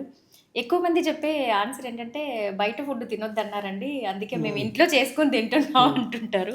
సో అదే చీజో లేకపోతే బటరో లేకపోతే ఇంకేదో కొంచెం ఒబేస్ పెరిగే వస్తువులన్నీ ఇంట్లో మేము మంచి ఆయిల్తో చేసుకుంటామండి అని చెప్తూ ఉంటారు. Is it okay? ఈ జంక్ ఈజ్ జంక్ ఆల్వేస్. ఇప్పుడు అంటే నేను అవేర్నెస్ కోసం we made at least 30-40 videos just food life style గురించి. మన యూట్యూబ్ ఛానల్లో there is enormous content. So just interested people ఒకసారి వెళ్ళి జస్ట్ శ్రేష్ఠ హాస్పిటల్స్ యూట్యూబ్ ఛానల్లో మీకు just food wise, life style wise everything is in place. So మీరు చెప్పిన దాని ప్రకారం ఇంట్లో ఇప్పుడు చాలామంది సమోసాలు చేసేసుకోవడం, ఇంట్లో గులాబ్ జామున్ చేసేసుకొని తినడం, బయట ఫుడ్ తినండి ఇంట్లో తింటాం అసలు మేము చాలా హెల్తీగా ఉంటాం అంటారు. ఇంట్లో తిన్నా బయట తిన్నా ప్రాబ్లీ బయట కంటే కొంత ఎఫెక్ట్ తగ్గుతుంది, బట్ 80% ప్రాబ్లంగానే ఉంటుంది. మేబీ బయట కంటే 20% దాని నేటివ్ రీయూజ్డ్ ఆయిల్స్ వాడకపోవడం, లేకపోతే మనం క్లీన్గా చేసుకోవడం, ఇన్ఫెక్టివ్ పార్ట్ తగ్గుతుంది. కానీ దాంట్లో ఫుడ్లో ఉన్న బ్యాడ్ క్వాలిటీస్ మనం దాన్ని తీసేయడం. సో అది ఇంకా మీరు అడిగిన తర్వాత నాకు గుర్తొస్తుంది ఏంటంటే, చాలామంది అమ్మ నైట్స్ టిఫిన్ తినండి అమ్మా అంటే అన్నం ముందు తినాలా తిన్న తర్వాత తినాలని అడుగుతుంటారు. సో అంటే అంటే వాళ్ళు అసలు ఇంకా వాళ్ళ ప్రపంచంలో ఉండిపోయారు. సో అది ఇంకా చాలా టైం పడుతుంది. మనం ఎట్లాగా ఇప్పుడు మనకు ప్రైమ్ మినిస్టర్ గారు క్యాంపెయిన్ స్టార్ట్ చేశారు చూసారా, తేల్ కమ్ అని చెప్పి నూనె తగ్గించండి అని అందరికీ. సో అది అట్లాంటి అవేర్నెస్ ప్రోగ్రామ్స్ పెరగాలి. అంటే ఇప్పుడు మనకి భారతదేశ ప్రధానే చెప్తున్నప్పుడు ఎంత ఇంపార్టెన్స్ ఉంటే చెప్తారు. ఎందుకంటే అంత బ్యాడ్ ఎఫెక్ట్స్ ఉంటాయి లైఫ్. ఎందుకంటే మనకి భారతదేశం యావరేజ్ లైఫ్ అంటే మన average age is 26. We are the youngest country in the world. మీరు వెస్ట్లో చూసుకుంటే అంతా ఎల్డర్లీ. ఈవెన్ మన చైనా, పొరుగు కంట్రీస్ చైనా వాళ్ళు కూడా ఎల్డర్లీ యావరేజ్ ఏజ్ ఉంది. మనకి ఫ్యూచర్ చాలా ఉంది. మన యంగ్స్టర్స్ని మనం కాపాడుకోవాలి. సో అది మనం అవేర్నెస్గా మన ఫుడ్ మెయిన్ మనకి ఎట్లాగా smoking is bad, drinking is bad అన్నట్టు ఎక్సెస్ కార్బోహైడ్రేట్స్ లేకపోతే ఫ్రైడ్ ఫుడ్ ఈజ్ బ్యాడ్ అని ప్రతి లేబుల్లో అంటించి ఉండాలి. ప్రతి దాంట్లో క్యాలరీస్ మెన్షన్ చేయాలి, ఎంత ఫ్యాట్ ఉంది, ఎంత కార్బోహైడ్రేట్ ఉంది. ఇప్పుడు ఎట్లాగా మనకి స్మోకింగ్ వల్ల క్యాన్సర్ అని చెప్పి ఫొటోస్ పెడుతున్నారు, మరి ఈ ఫుడ్ వల్ల ఒబేసిటీ అని ఫొటోస్ పెట్టారు. సో సో లేకపోతే రిప్రజెంటేషన్ లేకపోతే అర్థం కాదు. సో ఈ changes I think hopefully next decade even with the starting initiative by prime minister గారు. సో ఇట్లాంటివి కూడా మేబీ ఇన్ ఫ్యూచర్ చూడొచ్చేమో. Okay, hope for best. Sir మరి మీరు అన్నట్టు చాలా అడ్వాన్స్ టెక్నాలజీతో మనం సర్జరీ చేస్తాం, ఇన్ హౌస్లో ఎక్కువ డేస్ ఉండకుండా వెళ్ళిపోవచ్చు అని అన్నారు. సో కొంతమంది ఏజ్ పరంగా లేదా వాళ్ళకున్న అలవాట్లు ఇంకేదైనా హెల్త్ ఇష్యూస్ వల్ల ఎక్కువ రెస్ట్ పొజిషన్లో ఉంటారు. ఇంకొంతమంది యాక్టివ్గా ఉండి నార్మల్గా తిరిగేస్తూ ఉంటారు. బట్ కొన్ని సందర్భాల్లో వినిపించేవి అంటే ఇన్ఫెక్షన్స్ ఎక్కువగా ఇదయ్యి సర్జరీ అయిన తర్వాత కూడా కొన్ని కాంప్లికేషన్స్ ఫేస్ చేస్తూ ఉంటారు కదా!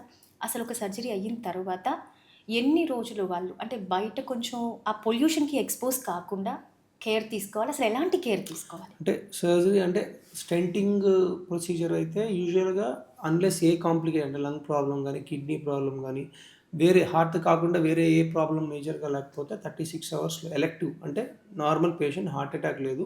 ప్రివెంటివ్ చెకప్‌లో బయటపడింది. సింప్టమ్ వచ్చిన వెంటనే వచ్చారు. స్టెంట్ చేసాం. 36 అవర్స్ అంటే ఈరోజు చేసాం, రేపు సాయంత్రం పంపించేసాం. ఎల్లుండి ఒకరోజు రెస్ట్ తీసుకోమంటాం అంతే. ఫోర్త్ డే నుంచి completely normal. Okay. Only 3 days. మీ మీ మీ లైఫ్‌లో అసలు ఆల్మోస్ట్ ఇట్స్ నెగ్లిజిబుల్ అని చెప్పొచ్చు. 2, 3 డేస్ అంటే. సో, అలా కాకుండా next set of categories bypass patients.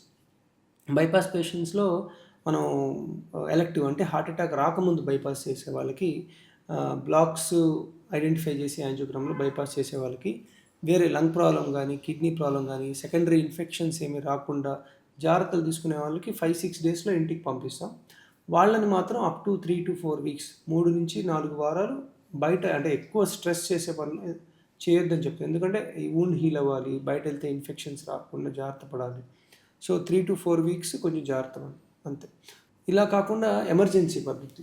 Emergency heart attack వచ్చినప్పుడు స్టెంట్ వేసినప్పుడు ఏంటంటే హాస్పిటల్ స్టే కొంచెం లాంగ్ ఉంటుంది. అంటే 4 డేస్ దాకా ఉండాల్సొస్తుంది. ఎందుకంటే హార్ట్ కొన్నిసార్లు ఇర్రెగ్యులర్ హార్ట్ బీట్స్ వస్తాయి. వాళ్ళని మానిటర్ చేసుకోవడానికి, మెడికేషన్స్ ఇవ్వడానికి ఎక్కువ రోజులు ఉండాల్సొస్తుంది. ప్లస్ మనకి కాంప్లికేషన్స్ ఇప్పుడు హార్ట్ ఎఫెక్ట్ అయినప్పుడు పంపింగ్ తగ్గినప్పుడు కిడ్నీ ఎఫెక్ట్ అవ్వచ్చు, లంగ్స్‌లో వాటర్ చేరుకోవచ్చు. ఇవన్నీ ట్రీట్ చేయడానికి కూడా ఒక 4-5 డేస్ పడుతుంది. యూజువల్‌గా ఇంటికెళ్ళిన తర్వాత కూడా 3-4 వీక్స్ రెస్ట్ తీసుకోమంటాం. అంటే హెవీ వర్క్ అంటే బేసిక్ రొటీన్ స్మాల్ యాక్టివిటీస్ అయితే ఓకే గానీ హెవీ వర్క్ 3-4 వీక్స్ చేయొద్దండి హార్ట్ అటాక్.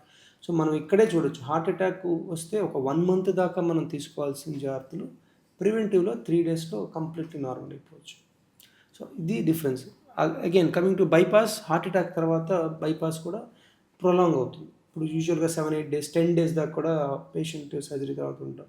ఇంటికెళ్ళిన ఒక 1-2 మంత్స్ దాకా రికవరీ ఫేజ్ రావడం. సో, మనకి ఎప్పుడు ఎలెక్టివ్‌గా అంటే మనకి ప్రివెంటివ్‌గా చేసిన దానికి, ఎమర్జెన్సీగా కాంప్లికేషన్ వచ్చినప్పుడు చేసిన దానికి చాలా వ్యత్యాసం ఉంటుంది. యెస్. ఓకే. ఒకసారి సర్జరీ అయిన తర్వాత లేదా స్టంట్ వేసుకున్న తర్వాత నెక్స్ట్ టైమ్ ఎప్పుడైనా మళ్ళీ ఏదైనా నీడ్ రావచ్చా? వాళ్ళకేమైనా హార్ట్ యాహ్! ప్రాబ్లమ్స్ కానీ, ఇష్యూస్ మనం కానీ? చాలా పేషెంట్స్ మనం చాలా జాగ్రత్తలు చెప్తాము. కానీ జెనెటిక్‌గా అంటే వంశపారంపర్యంగా గానీ, షుగర్ వల్ల గానీ, బీపీ వల్ల గానీ, తీసుకోవాల్సిన జాగ్రత్తలు తీసుకోకపోవడం వల్ల గానీ, మెడిసిన్స్ ఆపేయడం వల్ల గానీ, వేరియస్ రీజన్ వల్ల స్టెంట్ వేసిన వాళ్ళకి మళ్ళీ స్టెంట్స్ చేశాము. లేకపోతే స్టెంట్ వేసిన వాళ్ళ తర్వాత కొంతమందికి ఫ్యూచర్‌లో బ్లాక్స్ పెరిగిన తర్వాత బైపాస్ చేశాము. తర్వాత బైపాస్ చేసిన తర్వాత కూడా మళ్ళీ బైపాస్ చేస్తాము. బైపాస్ చేసిన తర్వాత మళ్ళీ స్టెంట్ వేస్తాము. సో, వాళ్ళ నీడ్ ప్రకారం వాళ్ళకున్న ప్రాబ్లమ్‌ని క్లియర్ చేయడానికి ఏది బెటర్ అయితే ఆ సొల్యూషన్ తీసుకుంటాం. సో, నాగార్జున గారు నార్మల్‌గా పన్ను విరిగితే అస్సలు డబ్బులు లేనోడు పన్ను లేకుండా తిరుగుతాడు. కొంచెం డబ్బులుంటే పన్ను పెట్టించుకుంటాడు. మరీ ఎక్కువ ఉంటే బంగారు పన్ను వాడుతాడు. హ్మ్. అలా స్టంట్స్‌లో కూడా మెటీరియల్ డిఫరెన్స్ ఏదైనా ఉంటుందా? అంటే ఇప్పుడు ఉన్న స్టెంట్స్ అన్నీ డ్రగ్ కోటెడ్ స్టెంట్స్ అండి. ఇంతకుముందు ఓకే. పాత జనరేషన్ మెటల్ స్టెంట్స్ ఇప్పుడెవరు వాడట్లేదు. ఓకే. డ్రగ్ కోటెడ్ స్టెంట్స్‌లో దాంట్లో డ్రగ్స్ వేరే రకాలుంటాయి. ఓహ్! ఎవరోలిమస్, జొట్రాలిమస్ అని డ్రగ్స్ ఉంటాయి. హ్మ్. అది యూజువల్‌గా మనకి పైన అంటే ఎక్కువ భాగం చూస్తే అమెరికన్ కంపెనీ స్టెంట్సే ఎక్కువ ఉంటుంది. మనకి లేటెస్ట్‌గా మనకి ఇండియన్ స్టెంట్స్ కూడా హ్మ్. ఫ్యూ ఇయర్స్ నుంచి ప్రొడక్షన్ అది బాగుంది. కాకపోతే ఏంటంటే it's more about technology. Okay. అంటే ఫ్లెక్సిబిలిటీ అంటే మన హార్ట్‌లో ఉన్న వెసల్స్ రక్తనాళాలు నేచురల్‌గా స్ట్రెయిట్‌గా ఉండవు. ఇప్పుడు ఎట్లాగా మనకి మెయిన్ రోడ్ లాగా నేరుగా ఉండదు. ఘాట్ రోడ్ లాగా వంకర్లు ఉంటాయి. సో, ఇట్స్ అబౌట్ లైక్ ఇప్పుడు మనకి ఘాట్ రోడ్‌లో వెళ్తున్నప్పుడు మనకి ట్రక్ వేసుకొని వెళ్ళామనుకోండి తిప్పలేం. హ్మ్. సో, ఏం చేస్తారంటే latest generation stents with technology flexibility పెంచుతారు. ఓకే. అంటే ఈవెన్ ట్రక్ పెద్దగున్నా అది బెండ్ అయ్యి ఎళ్ళగలిగే సామర్థ్యాన్ని తీసుకొస్తారు. సో, ఆ స్టెంట్‌ని మనం నెగోషియేట్ చేయొచ్చు. ఓకే. సో, ఆ సింపుల్ 5-10% డిఫరెన్సెస్ వల్ల చాలా పేషెంట్స్‌ని మనం సింపుల్‌గా మనం స్టెంటింగ్ అది చేయగలుగుతాం. ఆ టెక్నాలజీయే మేజర్ ఇది ఉంటుంది. బట్ అన్‌ఫార్చునేట్‌లీ ఇంకా still definitely west is having much bigger advantage. మనకి definitely I hope in future India మనకి క్యాచ్ అప్ చేస్తారు. అంత టెక్నాలజీ సెల్ డిజైన్ అంటాం. ఆ డిజైన్స్ వాటిల్లో లేకపోతే అవుట్కమ్స్ కూడా, అంటే మనకి లాంగ్ టర్మ్గా స్టెంట్ వేసిన తర్వాత ఎన్నేళ్ళు మళ్ళీ బ్లాక్ రాకుండా లేకపోతే కాంప్లికేషన్స్ రాకుండా ఉంటాయని స్టడీస్ చేయాలి మనం కూడా. మన ఇండియన్ స్టెంట్స్ లేకపోతే ఇంకా వెస్టర్న్ స్టెంట్స్కి కంపారిజన్ చేసి మనకి నాన్ ఇన్ఫీరియారిటీ, అంటే మన స్టెంట్స్ తక్కువ కాదు వాళ్ళతో, అది లాంగ్ టర్మ్గా అంటే చిన్న షార్ట్ టర్మ్ డేటా ఉంది. లాంగ్ టర్మ్ డేటా ఉంటే మనకి ఇంకా అది కాన్ఫిడెంట్గా మనం సజెస్ట్ చేయొచ్చు. ఓకే. సో అలా వచ్చిన క్రమంలో చాలా ఫాస్ట్‌గా, అంటే అందరికీ అందుబాటులో వైద్యం అనే విధంగా కొంచెం లెస్ అవుతుందంటారా? అంటే వాళ్ళకి ప్రొసీజర్స్ కానీ, లేదంటే ఇంకేదన్నా మనీ పరంగా గానీ అట్లా చాలా మందికి ప్రైస్ విషయంలో ఐ డోంట్ థింక్ ఇప్పుడు మనకి government of India price cap ఉంది ప్రస్తుతానికి. సో పెద్ద డిఫరెన్స్ ఉండట్లేదు. ఓకే. ఇంతకుముందు చాలా డిఫరెన్స్ ఉండేది. హ్మ్. ఇప్పుడు ప్రైస్ డిఫరెన్స్ మనకి అమెరికన్ స్టెంట్స్ కూడా even like around 40,000-45,000 just stent value. హ్మ్.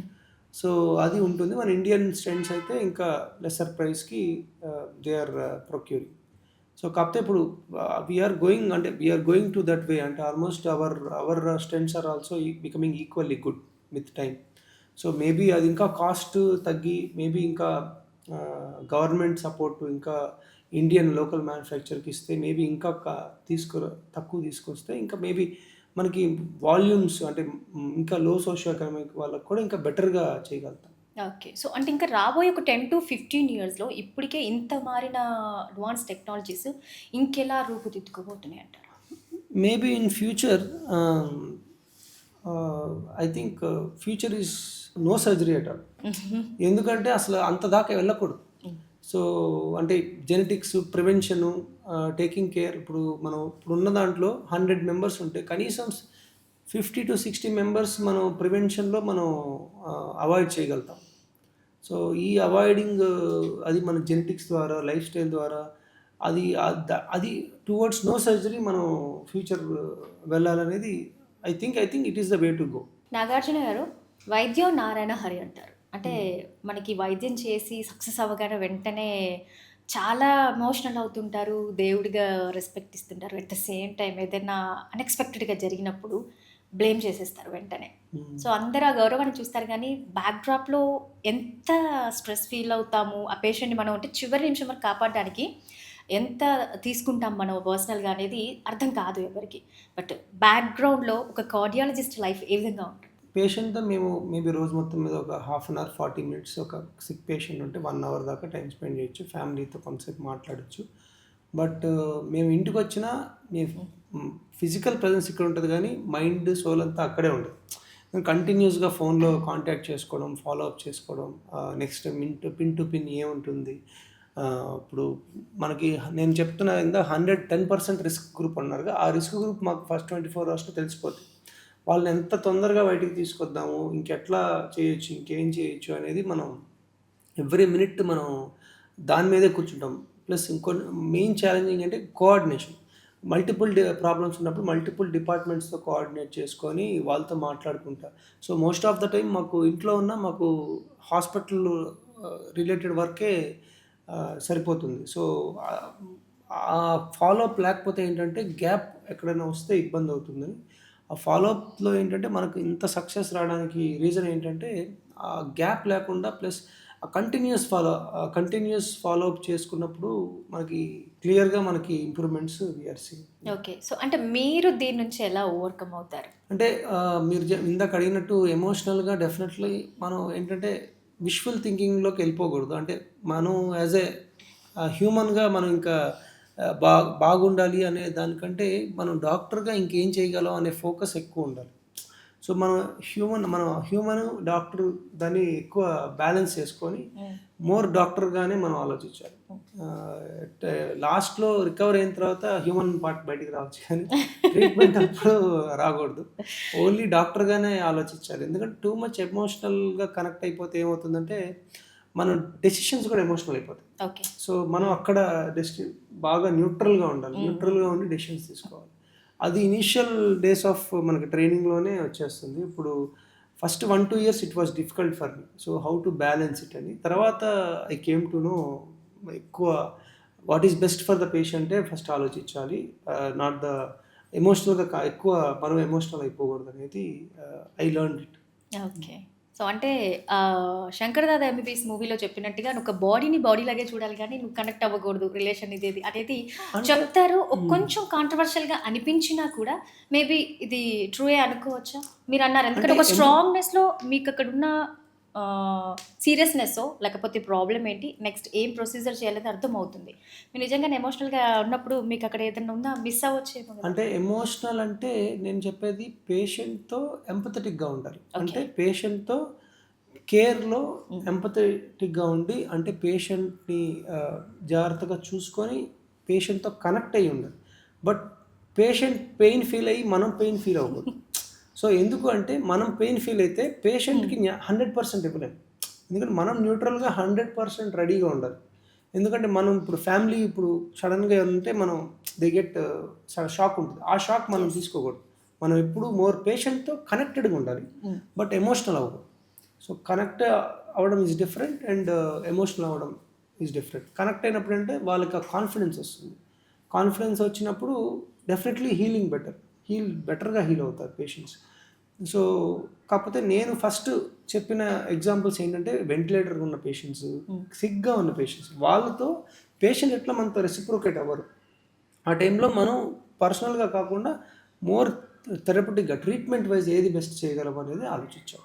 ఓకే. నాగార్జున గారు చాలామంది యంగర్స్ డాక్టర్ అవ్వాలని, కార్డియాలజిస్ట్ అవ్వాలని కలలు కంటూ ఉంటారు గదా! వాళ్ళకి మీరిచ్చే సజెషన్ ఏంటి? మీ ఎక్స్‌పీరియన్స్‌ని బట్టి మీరు అబ్జర్వ్ చేసిన విషయం ఏంటి? అంటే మనం చాలా యంగ్ స్టేజ్‌లో ఉన్నప్పుడు న్యాచురల్‌గా డ్రివెన్ అయ్యి ఉండాలి. అంటే మీరు కార్డియాలజిస్ట్ అవ్వచ్చు, లేకపోతే ఏ స్పెషలిస్ట్ అయినా కావచ్చు. మీకు న్యాచురల్‌గా ఇంట్రెస్ట్ ఉండాలి. హ్మ్. అంటే మీకు వేరే వాళ్ళ ఫోర్స్ బట్టో, లేకపోతే ఒక కమ్యూనిటీ ప్రెషర్ బట్టో, లేకపోతే ఫ్యామిలీలో ఎవరన్నా వాళ్ళ ఎక్స్‌పెక్టేషన్ బట్టో మీకు ఇంట్రెస్ట్ ఉంటే డెఫినెట్‌లీ యెస్. బట్ దాని పరంగా అంటే you should seriously think about choosing profession. ఎందుకంటే మీరు ఆ పర్సన్ ఇప్పుడు చాలామంది మా గ్రాండ్ మదర్‌కి ఇష్టమైంది డాక్టర్ అయ్యానంటే, ఇప్పుడు మీ గ్రాండ్ మదర్ మీరు పీక్ దీంట్లో ఉన్నప్పుడు చూడలేరు. ప్రాబ్లీ మీ 30స్, 40స్ దాకా వాళ్ళు అప్పటికి 90 ఇయర్స్ అయిపోయి ఉంటారు. 100 years. Most of them they don't live up to that age. So, ఏంటంటే మీకు నచ్చింది చేస్తే మీ లైఫ్ లాంగ్ టర్మ్‌గా మీరు you should get excited every day. So, మీకు డైలీ ఒక భారంలాగా అనిపించకూడదు. సో, మీకు లోపల నాకు యెస్ నేను చేయాలి అనే ఒక ఇంటెన్స్ విష్ ఉండి లేకపోతే ఒక తపస్సులాగా దాన్ని స్టార్ట్ చేయాలి. మీకు నచ్చితే దెన్ అది న్యాచురల్‌గా ఒక ఫ్లోలో ఇప్పుడు మీకు ఎంబీబీఎస్ చేసేటప్పుడు మీ ఇంట్రెస్ట్ మీకు తెలుస్తుంది. హ్మ్. మీరు ప్రతిదీ చదివేటప్పుడు కొన్ని డైరెక్ట్‌గా మీకు హార్ట్‌కి నచ్చుతాయి. మీకు ఈజీగా ఎమోషనల్ కనెక్ట్ అవుతారు కొన్ని బ్రాంచెస్‌తో. సో, అప్పుడు మీరు దాన్ని యూ కెన్ చూస్. ప్లస్ నేను ఇక్కడే ఇట్లానే చేయాలి అని ఎప్పుడు పెట్టుకోకూడదు. We should keep options. ఎందుకంటే అన్ని సార్లు మనం అనుకున్నట్టు జరగదు. హ్మ్.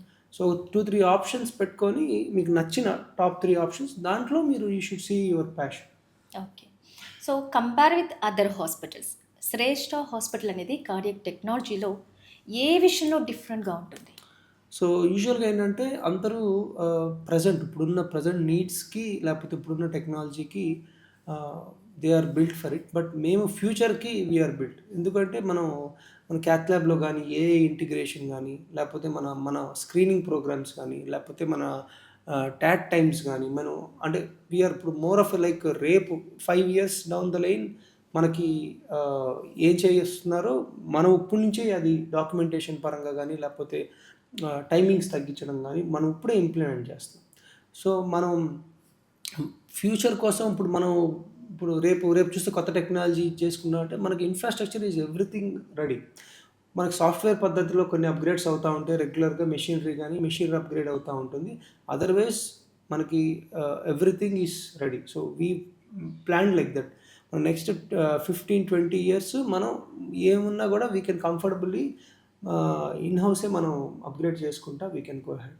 ఓకే. సో, అంటే శ్రేష్ఠ నుంచి కొన్ని అవేర్‌నెస్ క్యాంపెయినింగ్స్ కూడా చేస్తూ ఉన్నారు కదా! ఎందుకు అంత అవేర్‌నెస్ బయట గూడా మనం ఇవ్వాల్సినంత ప్రాముఖ్యత ఏముందంటారు? సో, మనం శ్రేష్ఠ హాస్పిటల్ నుంచి కమ్యూనిటీ టాక్స్ అంటే ఇప్పుడు స్కూల్స్ గానీ, అవేర్‌నెస్ ప్రోగ్రామ్ చ female child awareness gynaecology madam చెప్తారు. చిన్న పిల్లలకి పీడియాట్రిషియన్ డాక్టర్ గారు చెప్తారు. రిటైర్డ్ పీపుల్‌కి న్యూరాలజీ డాక్టర్ గారు చెప్తారు. తర్వాత neuro surgeon spine problem neuro surgeon sir చెప్తారు. తర్వాత మెగా క్యాంప్స్ చేస్తాం. ఎవ్రీ మంత్ ఒక మెగా క్యాంప్ లైక్ 300, 400 పీపుల్ ని స్క్రీన్ చేయడము, ప్రాబ్లమ్స్ ఐడెంటిఫై చేయడము, వాళ్ళకి ఫ్రీగా మెడిసిన్స్ ఇవ్వడము. తర్వాత వీక్లీ ఎవ్రీ 2 వీక్స్‌కి ఇప్పుడు వాకింగ్ అసోసియేషన్స్ లేకపోతే జాగింగ్, సైక్లింగ్ అట్లా పార్క్స్‌లో క్యాంప్స్ చేయడము, ఫ్రీగా స్క్రీన్ చేయడం ఏంటంటే as a social responsibility we want to take that initiative. అది ఇప్పుడు ఆల్మోస్ట్ 2 ఇయర్స్ నుంచి చేస్తున్నాం. మనం ఆల్మోస్ట్ 100 క్యాంప్స్ దాకా చేసాం ఇప్పటికి. మేజర్, మైనర్ అన్నీ కలిపి. సో మేము దాని నుంచి ఎర్లీ డిటెక్టెడ్ చాలా పేషెంట్స్, హండ్రెడ్స్ ఆఫ్ పేషెంట్స్ని ఎర్లీగా డిటెక్ట్ చేసి హండ్రెడ్స్ ఆఫ్ ఫ్యామిలీస్ని వి వి అంటే వాళ్ళకి హ్యాపీనెస్ని మనం షేర్ చేయగలిగాం. తర్వాత కమ్యూనిటీస్లో అంటే ఇప్పుడు మీకు రిటైర్డ్ కమ్యూనిటీస్ కావచ్చు, లేకపోతే కొంతమంది బ్యాంకర్ కమ్యూనిటీస్ ఉండొచ్చు. అట్లా కమ్యూనిటీస్ అందరిలో వెళ్ళి అవేర్నెస్ క్రియేట్ చేసినప్పుడు ఏంటంటే మనం ఇప్పుడు ప్రాబ్లమ్స్ వాళ్ళ చెప్తున్నప్పుడు వాళ్ళకి ఏదో ఒక టైంలో ఆ ప్రాబ్లం వచ్చి ఉండొచ్చు. అప్పుడు they realise and they will come and అప్పుడు చెకప్ చేయించుకుంటారు. ఒక రకమైన అవేర్నెస్ జనరల్గా మనకొక ఒక కమ్యూనిటీ వైజ్ మనకి ఒక సిటీలో జనరల్ హెల్త్ ఇంప్రూవ్ చేయడానికి మా responsibility we feel that it is one of our responsibility. So patient first అనే స్లోగన్ శ్రేష్ఠ హాస్పిటల్ ఎలాంటి రోల్ ప్లే చేస్తుంది? యా ఇందాక నేను చెప్పినట్టు పేషెంట్ ఫస్ట్ అంటే ఎవ్రీథింగ్ షుడ్ బి ఫర్, ఇప్పుడు మనకి ఎట్లా మనకి డెమోక్రసీలో మనకి ఫర్ ద పీపుల్ అలా ఉన్నట్టు మనకి for the patient, to the patient, anything for the patient అనేదే మనం ఆలోచిస్తాం. ఎందుకంటే timing most of the time మనకి diagnosis, treatment, any health problem మీకు diagnosis, treatment is very important. డయాగ్నోసిస్లో మనకి we have everything in house, CT, MRI, ultrasound, everything, dopplers, all the diagnostics we have, cath lab. Treatment part కూడా మనకి latest మనకి లాప్రోస్కోపిక్గా లేకపోతే neuro surgery department కానీ, gynaecology కానీ, ఆబ్స్ట్రిక్స్ కానీ. సో థెరపటిక్గా we have strong team in place అనమాట. కాబట్టి ఏంటంటే ఫస్ట్ ఐడెంటిఫై చేయడం, నెక్స్ట్ ట్రీట్ చేయడం, రెండిట్లో టైం తక్కువ చేయడం. సో మామూలుగా ఏంటంటే మనకి చాలా టైం రిపోర్ట్స్ రావడము, రిపోర్ట్స్ చూడడము, మేము పుష్ చేస్తూ ఉంటాం. మా టీం కానీ మేము కానీ పుష్ చేస్తూ ఉంటాము ప్రతి రిపోర్ట్ కోసం. మాకు ఎవ్రీథింగ్ ఈ సాఫ్ట్వేర్ ఇంటిగ్రేటెడ్.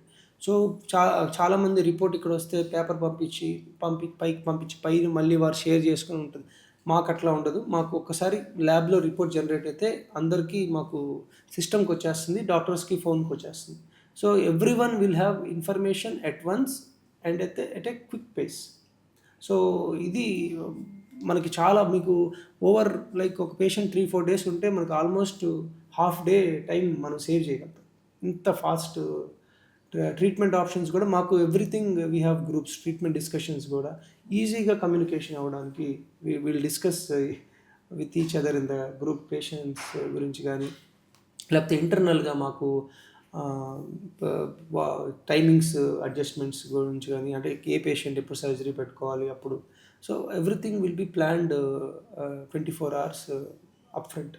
సో నాగార్జున గారు, అంటే మెంటల్గా మనం స్ట్రెస్ అవుతున్నప్పుడే హార్ట్ మీద చాలా ఎఫెక్ట్ చూపిస్తూ ఉంటుంది. అంటే ఫిజికల్గా ఎంత ఫిట్గా ఉండాలి అనే హ్యాబిట్స్ కానీ లేకపోతే ఎలా ఉండాలని అయితే చెప్పారు, లైఫ్ స్టైల్ ఎలా ఉండాలని. సో మెంటల్గా కూడా అంటే పీస్ఫుల్గా ఉండాలి అంటే ఎలా? అవునండి, mental health is very important. అంటే ఇప్పటి నుంచే ఉంది, బట్ ఇప్పుడు ఈ మధ్య అవేర్నెస్ పెరుగుతుంది మెంటల్ హెల్త్కి. సో ఫిజికల్ హెల్త్ ఎంత ఇంపార్టెంటో మెంటల్ హెల్త్ కూడా ఆల్వేస్ ఇంపార్టెంట్. బట్ ఇప్పుడు చెప్తున్నారు చాలామంది లివింగ్ ఇన్ ద మూమెంట్ అని చెప్పి ఇదంతా చెప్తున్నారు. అది ఎప్పటి నుంచో it's there. We should cherish every time what you are. ఇప్పుడు మీకు అది ఇప్పుడు మనకి ఎట్లా ఉగాది పచ్చడిలాగా డిఫరెంట్ ఫ్లేవర్స్ ఉంటాయో అట్లా డిఫరెంట్ ఎమోషన్స్, ప్రాబ్లమ్స్ ఉంటాయి. ఆ మినిట్లో ఉన్న దీనికి వీ హ్యావ్ టు అక్కడ ఆ మూమెంట్లో ఉండాలి. నెక్స్ట్ ఏంటంటే మీకు అదే ఇందాక మనం డిస్కస్ చేసినా మీకు నచ్చింది చేయాలి. సో మీకు డబ్బు సంపాదించాలి అదంతా డెఫినెట్లీ మీకు ఉండొచ్చు. కాకపోతే మీకు నచ్చింది చేస్తే మీకు టైరింగ్గా అనిపించదు. మీకు స్పోర్ట్స్ స్టార్స్ ఉంటారు, ఇప్పుడు వాళ్ళు ఫుట్బాల్ స్టార్స్ ఉంటారు, క్రికెట్ స్టార్స్ ఉంటారు.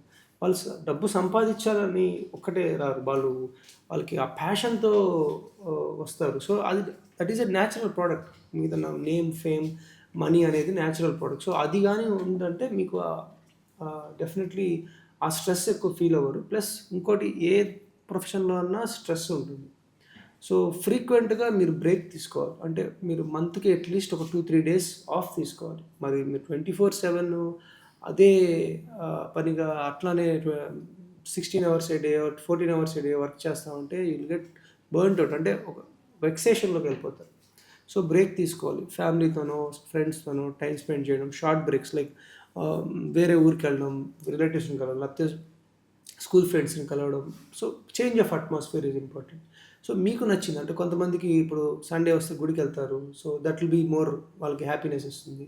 కొంతమందికి పాటలు కచేరీలకు వెళ్తారు. సో మీ ఇష్టం, మీకు నచ్చిన దేవుణ్ణి లేకపోతే మీకు నచ్చిన ప్రోగ్రామ్స్ని ఒక కమ్యూనిటీ దీనికి ఐ సజెస్ట్. పర్టికులర్గా నా రిటైర్డ్ పేషెంట్స్ చాలామంది వస్తుంటారు 60-65 తర్వాత. నేను వాళ్ళకి సజెస్ట్ చేసేదంటే కంప్లీట్గా రిటైర్డ్ అవ్వద్దు, ఎందుకంటే they will become empty complete. ఎందుకంటే వాళ్ళు ఆల్మోస్ట్ 30 ఇయర్స్ 40 ఇయర్స్ వర్క్ చేసి బిజీ లైఫ్ నుంచి వచ్చి కరెక్ట్గా ఒక రకమైన ఎంప్టీకి వచ్చేస్తే వాళ్ళకి ఏం చేయాలో అర్థం కాదు sir. So at least 4 to 6 hours మీరు వర్క్ పెట్టుకోండి, 10 to 4 లేకపోతే 10 to 3 పెట్టుకుంటే రేపేంటనే పర్పస్ వస్తుంది మనకి. వచ్చినప్పుడు ఎవ్రీడే మీకు ఏదో కొత్త ఛాలెంజ్ కానీ లేకపోతే ఏమైనా ఉంటుంది, లేకపోతే ఈ వారం ఎలా గడుస్తుంది, లేకపోతే ఏం చేయాలనే ఒక శూన్యంలో ఉండిపోతారు. సో డెఫినెట్లీ మీరు మీ మైండ్ యాక్టివ్, మీ బాడీ సహకరించడానికి రోజులు మీరు వర్క్ చేయడం నా సజెషన్ అండి. కనీసం 4 to 6, అంటే వేరే దేనికోసం కాకపోయినా మీ వెల్బీయింగ్, మీరు యాక్టివ్గా ఉండడానికి వర్క్ చేసుకోవడం బెటర్. సూపర్బ్ నాగార్జున గారు. ఒక చిన్న ర్యాపిడ్ ఫైర్తో క్లోజ్ చేద్దామా మనం? షూర్. రైట్. సో మీరు కంప్లీట్గా అవాయిడ్ చేయాలి అనుకునే ఒక ఫుడ్ ఏంటి? కార్బోహైడ్రేట్స్ అవాయిడ్ చేయాలి, ఆర్ షుగర్స్. పర్టికులర్లీ షుగర్స్ కంప్లీట్గా అవాయిడ్ చేయడం బెటర్. సో మీరు డాక్టర్ కాకపోతే ఏమై ఉండేవారు? మేబీ స్పోర్ట్స్ సిస్టమ్ నాకు బాగా, అంటే ఇప్పుడు డాక్టర్ కాకపోతే అడుగుతున్నారు కాబట్టి మరి ఆపర్చునిటీ ఎలా ఉండేదో మరి, బట్ నేను స్పోర్ట్ చూస్ చేసుకున్నాను. సో అంటే ఏ స్పోర్ట్ ఎక్కువగా ఆడేవారు? స్కూల్లో ఫుట్బాల్, క్రికెట్ బాగా ఆడేవాడిని స్కూల్కి, తర్వాత అప్పుడు కాలేజ్కి, తర్వాత టేబుల్ టెన్నిస్ ఆడేవాడిని. ఇప్పుడు నా పికిల్ బాల్ ఆడుతున్నాను. సో ఏదో ఒకటి కొత్త sport I like to play. Okay. So ఇప్పుడు ప్రిస్క్రిప్షన్ రాస్తున్నారు, అప్పుడు మనం ఆటోగ్రాఫ్ తీసుకునే వాళ్ళం అంతే. రైట్. స్వీట్లకు నో చెప్పడం కష్టమా, లేక అర్ధరాత్రి ఏదైనా ఎమర్జెన్సీ కాల్ ఇస్తే నో చెప్పడం కష్టమా? నేను స్వీట్స్ మానేసి మోర్ దెన్ ఇయర్ అయిందండి. నేను మధ్యలో కూడా 5-6 ఇయర్స్ ఆపేసాను. సో స్వీట్స్ అసలు తినట్లేదు, నాకు అసలు క్రేవింగ్స్ కూడా రావు. ఫస్ట్ 2-3 వీక్స్ ఉంటాయి ఎవరికన్నా, చాలా ప్రశాంతంగా ఉంటుంది. Night emergencies it's our daily part of life మాకు.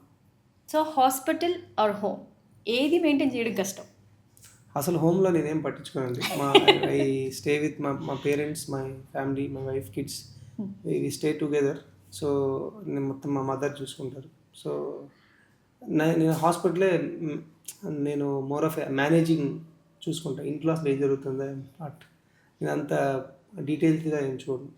సో మీరు బుక్స్ బాగా చదువుతారా? ఒకవేళ చదివితే యంగర్ డాక్టర్స్ ఎవరికైనా మీరు సజెస్ట్ చేసే ఒక బుక్ ఏంటి? నేను నాన్ అకాడమిక్ బుక్స్ తక్కువే. నేను అందరూ డాక్టర్ చేసే వాళ్ళందరూ, నా favourite medical book Harrison text book of medicine. So అది చదవాలి. ఎనీ డాక్టర్ అంటే medical doctor, it's beautiful book. ప్రతిసారి కొత్త పాయింట్, కొత్త విషయాలు తెలుస్తూ ఉంటాయి. కాంప్రమైజ్ కానీ ఈ సైజ్లో ఉంటుంది రెండు బుక్స్. సో అందరూ నాన్ మెడికల్ వాళ్ళకి చెప్తున్నా, ఫస్ట్ మనకి చూడడానికి టైం పడుతుంది, చదవడానికి ఇంకా టైం పడుతుంది. చూపిస్తాను మీకు. So but it's a wonderful book. Okay. So ఎప్పటికీ కాంప్రమైజ్ కానీ ఒక హ్యాబిట్? ఎక్సర్సైజ్. సో కార్డియాలజిస్ట్గా మీరు ఎక్కువగా యూజ్ చేసే ఒక సాధనం ఏంటి? స్టెథోస్కోప్. ప్రజలు నమ్మడం మానేయాలని మీరు కోరుకునే ఒక మెడికల్ అపోహ ఉంటుంది కదా, ఏంటి? అంటే వాళ్ళు సొంతంగా సొంత రెమెడీస్, అంటే ఇట్లా హార్ట్ ప్రాబ్లం వస్తే ఏదో లెమన్ వాటర్ తాగడం, లేకపోతే ఇట్లాంటి ఏదో అపోహలు, లేకపోతే కొన్ని మిత్స్, అవి అవాయిడ్ చేసి ఎక్స్పర్ట్ ఒపీనియన్ తీసుకోవడం బెటర్. సో మీ గ్రూప్ కానీ మీ రిలేటివ్స్ కానీ మిమ్మల్ని ఎక్స్ప్లెయిన్ చేయడానికి వాడే ఒక పదం? స్ట్రిక్ట్ అంటారు మోస్ట్లీ. మాకు అలా కనిపించలేదు. సో మీ వృత్తిలో అత్యంత సాటిస్ఫైడ్ టైం ఏంటి? ప్రాణాన్ని కాపాడటం లేదా వాళ్ళ రిలేటివ్స్తో మీరు వాళ్ళని కలవటం? బిగ్గెస్ట్ అంటే as a doctor, as a cardiologist, biggest satisfaction మా క్యాత్ ల్యాబ్లో వస్తుంది. Because within minutes we can save lives there. So ఒక సక్సెస్ఫుల్ సర్జరీ తర్వాత మీరు చేసే పని?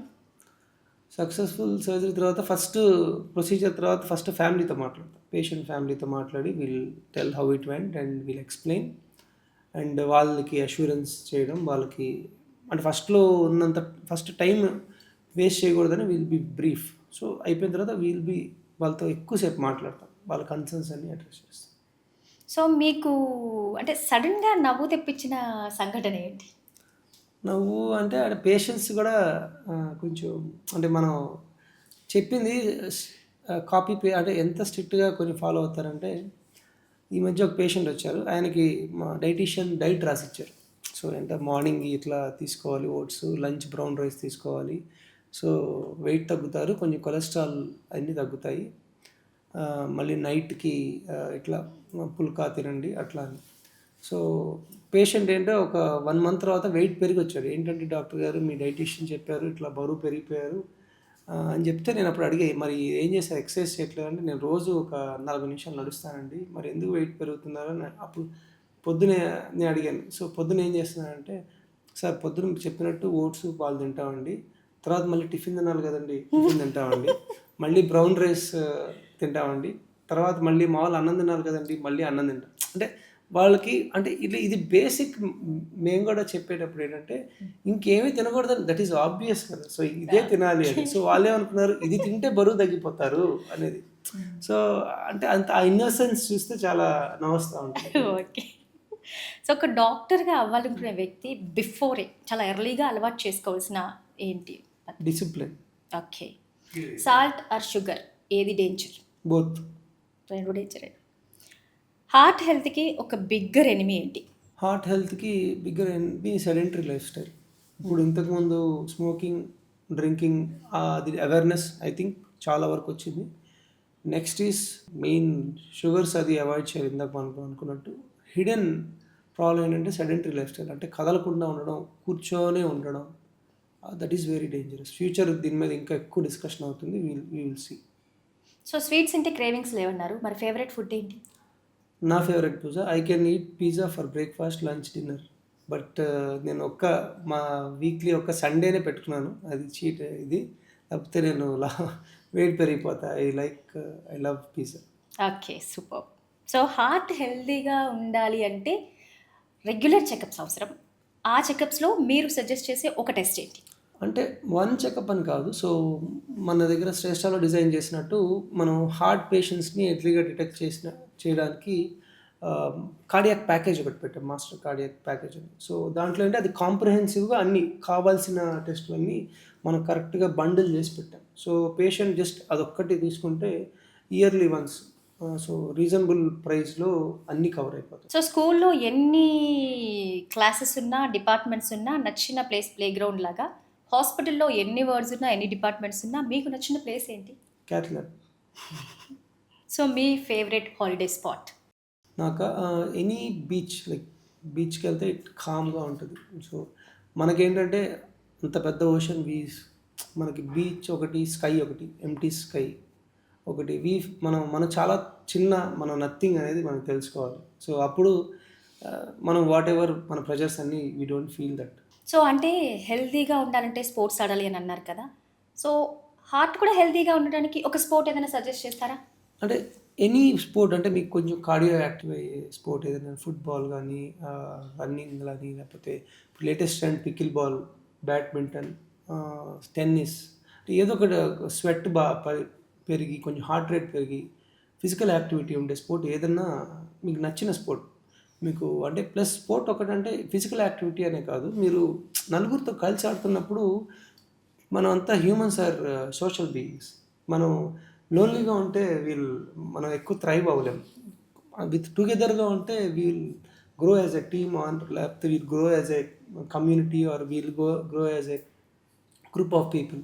సో అందుకని interaction is very important. Any స్పోర్ట్లో మాట్లాడుకోవడం, జస్ట్ ఆ పాజిటివ్స్ చేయడం, లేకపోతే ఉన్న దాని నుంచి ఎండ్ ఆఫ్ ద డే మళ్ళీ ఆ రోజు గేమ్ గురించి డిస్కస్ చేయడం, these are all very good things. అంటే ఒక పాజిటివ్ సైన్స్, పాజిటివ్ సిగ్నల్స్ని ఇస్తుంది. సో నాగార్జున గారు, మీరు ఇన్ని ఇయర్స్ చదివి, ఇంత ప్రొసీజర్స్ చేసి, ప్రాక్టికల్స్ చేసి, మీరు డాక్టర్ అవ్వడం కాదు, గూగుల్ వల్ల చాలామంది టెంపరీ డాక్టర్స్ కూడా అయిపోతున్నారు ఇప్పుడు. సో కొన్ని ట్రూ ఆర్ ఫాల్స్, వాళ్ళు కొంచెం సెల్ఫ్గా కేర్ తీసేసుకుంటుంటారు కదా, అవి కొన్ని క్వశ్చన్స్ అడుగుతారు. సో చాలామంది పొద్దున్నే వామ్ వాటర్లో గీ కలిపి తాగితే బాడీ అంతా క్లీన్ చేసేస్తుంది అంటారు. Is true or false? False. అంటే దీనికి డీటెయిల్డ్ ఎక్స్ప్లెనేషన్స్ ఉన్నాయి. నేను చాలా వీడియోస్ మాకు లింక్స్ మీకు పెడతారు. You can see those links. Yeah. So జిమ్కి వెళ్ళడమే హార్ట్ ప్రాబ్లమ్కి మెయిన్ రీజన్ అంటుంటారు. True or false? False. Okay. So honey కానీ లెమన్ కానీ కలిపి తీసుకుంటే కొలెస్ట్రాల్ కంట్రోల్ అయిపోతుందంట. దీనికి కూడా డీటెయిల్డ్ ఎక్స్ప్లెనేషన్ ఉంటుంది. లెమన్ వాటర్ తీసుకోవడం వల్ల అడ్వాంటేజ్ ఏంటంటే నేను మన లింక్ ఇక్కడ ఉంటుంది, you can watch that. So sleep quality అనేది హార్ట్ హెల్త్ మీద డైరెక్ట్ ఇంపాక్ట్ ఉంటుంది అనే దాంట్లో ఎంత వాస్తవం ఉంది? True. Okay. So small quantity of alcohol అనేది హార్ట్కి మంచిది అంట. పార్షల్లీ అంటే మీరు if you can limit yourself, particularly మనకి రెడ్ వైన్ అట్లాంటివి కొంత హెల్ప్ ఉంటుందని వచ్చింది. కాకపోతే లిమిట్ చేయలేకపోతే there is no point. Okay. So energy drinks ఎంతవరకు హార్ట్కి హెల్త్కి సహకరిస్తాయి? Energy drinks high calorie drinks ఉంటాయి, so it's not suggestable. So daily garlic తింటే హార్ట్ అటాక్ రిస్క్ తగ్గుతుందంట. True or false? ఫాల్స్. అంటే so again not simple explanation. Some advantage ఉంటాయి గార్లిక్లో, ఒట్టి హార్ట్ అనేది ఇట్స్ ఫాల్స్. సో అందరికీ షుగర్ క్రేవింగ్స్ ఉంటాయి, మీకంటే లేవు కానీ షుగర్ ఫ్రీ తీసుకుంటే డయాబెటిక్ పేషెంట్స్ నిరభ్యంతరంగా తీసేసుకోవచ్చట ఎన్నైనా. True or false? ఫాల్స్. దీనికి కూడా మా వీడియో చేసాము. సో డయాబెటిక్ లేకపోతే నాన్ షుగర్ స్వీట్స్కి ఎట్లా ఉందని డీటెయిల్డ్గా ఉంది, you can see that. Okay. So అదంతా అయితే ప్రాసెస్డ్ ఫుడ్, కానీ హనీ న్యాచురల్ కదా, సో అది కూడా డయాబెటిక్కి ఓకే తీసుకోవచ్చు. True or false? ఫాల్స్. అంటే హనీలో కూడా క్యాలరీస్ ఉంటాయి, షుగర్స్ ఉంటాయి, so beyond a limit it's not good. So ఒకవేళ అంటే ట్రిప్స్కి వెళ్తూ ఉంటారా మీరు? యా. సో వెళ్తే ఎక్కడికి వెళ్తుంటారు? Mountains or beach? బీచ్. అంటే అప్పటికప్పుడు ప్లాన్ చేసుకుని వెళ్తారా ఏదన్నా అంటే ఎక్కువ ఇక్కడ దగ్గర మనకి బాపట్ల బీచ్ ఉంటుంది, సో ఎప్పుడన్నా వన్స్ ఇన్ 2-3 months జస్ట్ ఒక ఈవినింగ్ వెళ్ళి I sit at the beach. Peace ఉంటుంది. ఇంకేమి మీరు ఎప్పుడైనా అబ్జర్వ్ చేస్తే బీచ్కి వెళ్తే ఆ వేవ్స్ నాయిస్ తప్ప ఏమి వినిపించవు. సో ఇంకా మీకు మైండ్లో కూడా మిగతా అన్నీ వెళ్ళిపోయి అదొకటే అనిపిస్తుంది. So I find peace at there. So బీచ్కి వెళ్ళడానికి సోలోగా వెళ్తారా, కపుల్గా వెళ్తారా? ఫ్రెండ్స్తో వెళ్తాం, ఫ్రెండ్స్ అండ్ ఫ్యామిలీస్. గుర్తుపెట్టుకోవాలి మీరు. సో కపుల్ ఆర్ ఫ్రెండ్స్ అంటే ఇప్పుడు డాక్టర్స్ మాకు ఫ్రెండ్స్ ఉన్నారు, సో మై వైఫ్ అండ్ వేరే కపుల్స్ ఉంటారు, so we go together. Okay. So అంటే మా కోసం కంటే మా కిడ్స్ ఫ్రెండ్స్, సో వాళ్ళ కోసం we go together. సో ఇక్కడ కవర్ చేసేసారు నాగార్జున గారు వాళ్ళ వైఫ్ మ్యాటర్ సంబంధించి. ఫ్రెండ్స్ అని ఫస్ట్ చెప్పారు, అది గుర్తుపెట్టుకోండి. Thank you so much Nagarjuna garu, nice to talking to you. చాలా విషయాలు చెప్పారు. అంటే హార్ట్ హెల్దీగా ఉండడానికి ఒక హెల్దీ చిట్ చాట్ కూడా చాలా యూజ్ అవుతుంది. Thank you so much Nagarjuna garu, thank you. So viewers చూసారు కదా, Shreshta hospital the best for cardiology అని ప్రూవ్ చేసుకుంటూనే ఉంటుంది. ఇది వాటి స్పెషల్ పాడ్కాస్ట్. Stay tuned.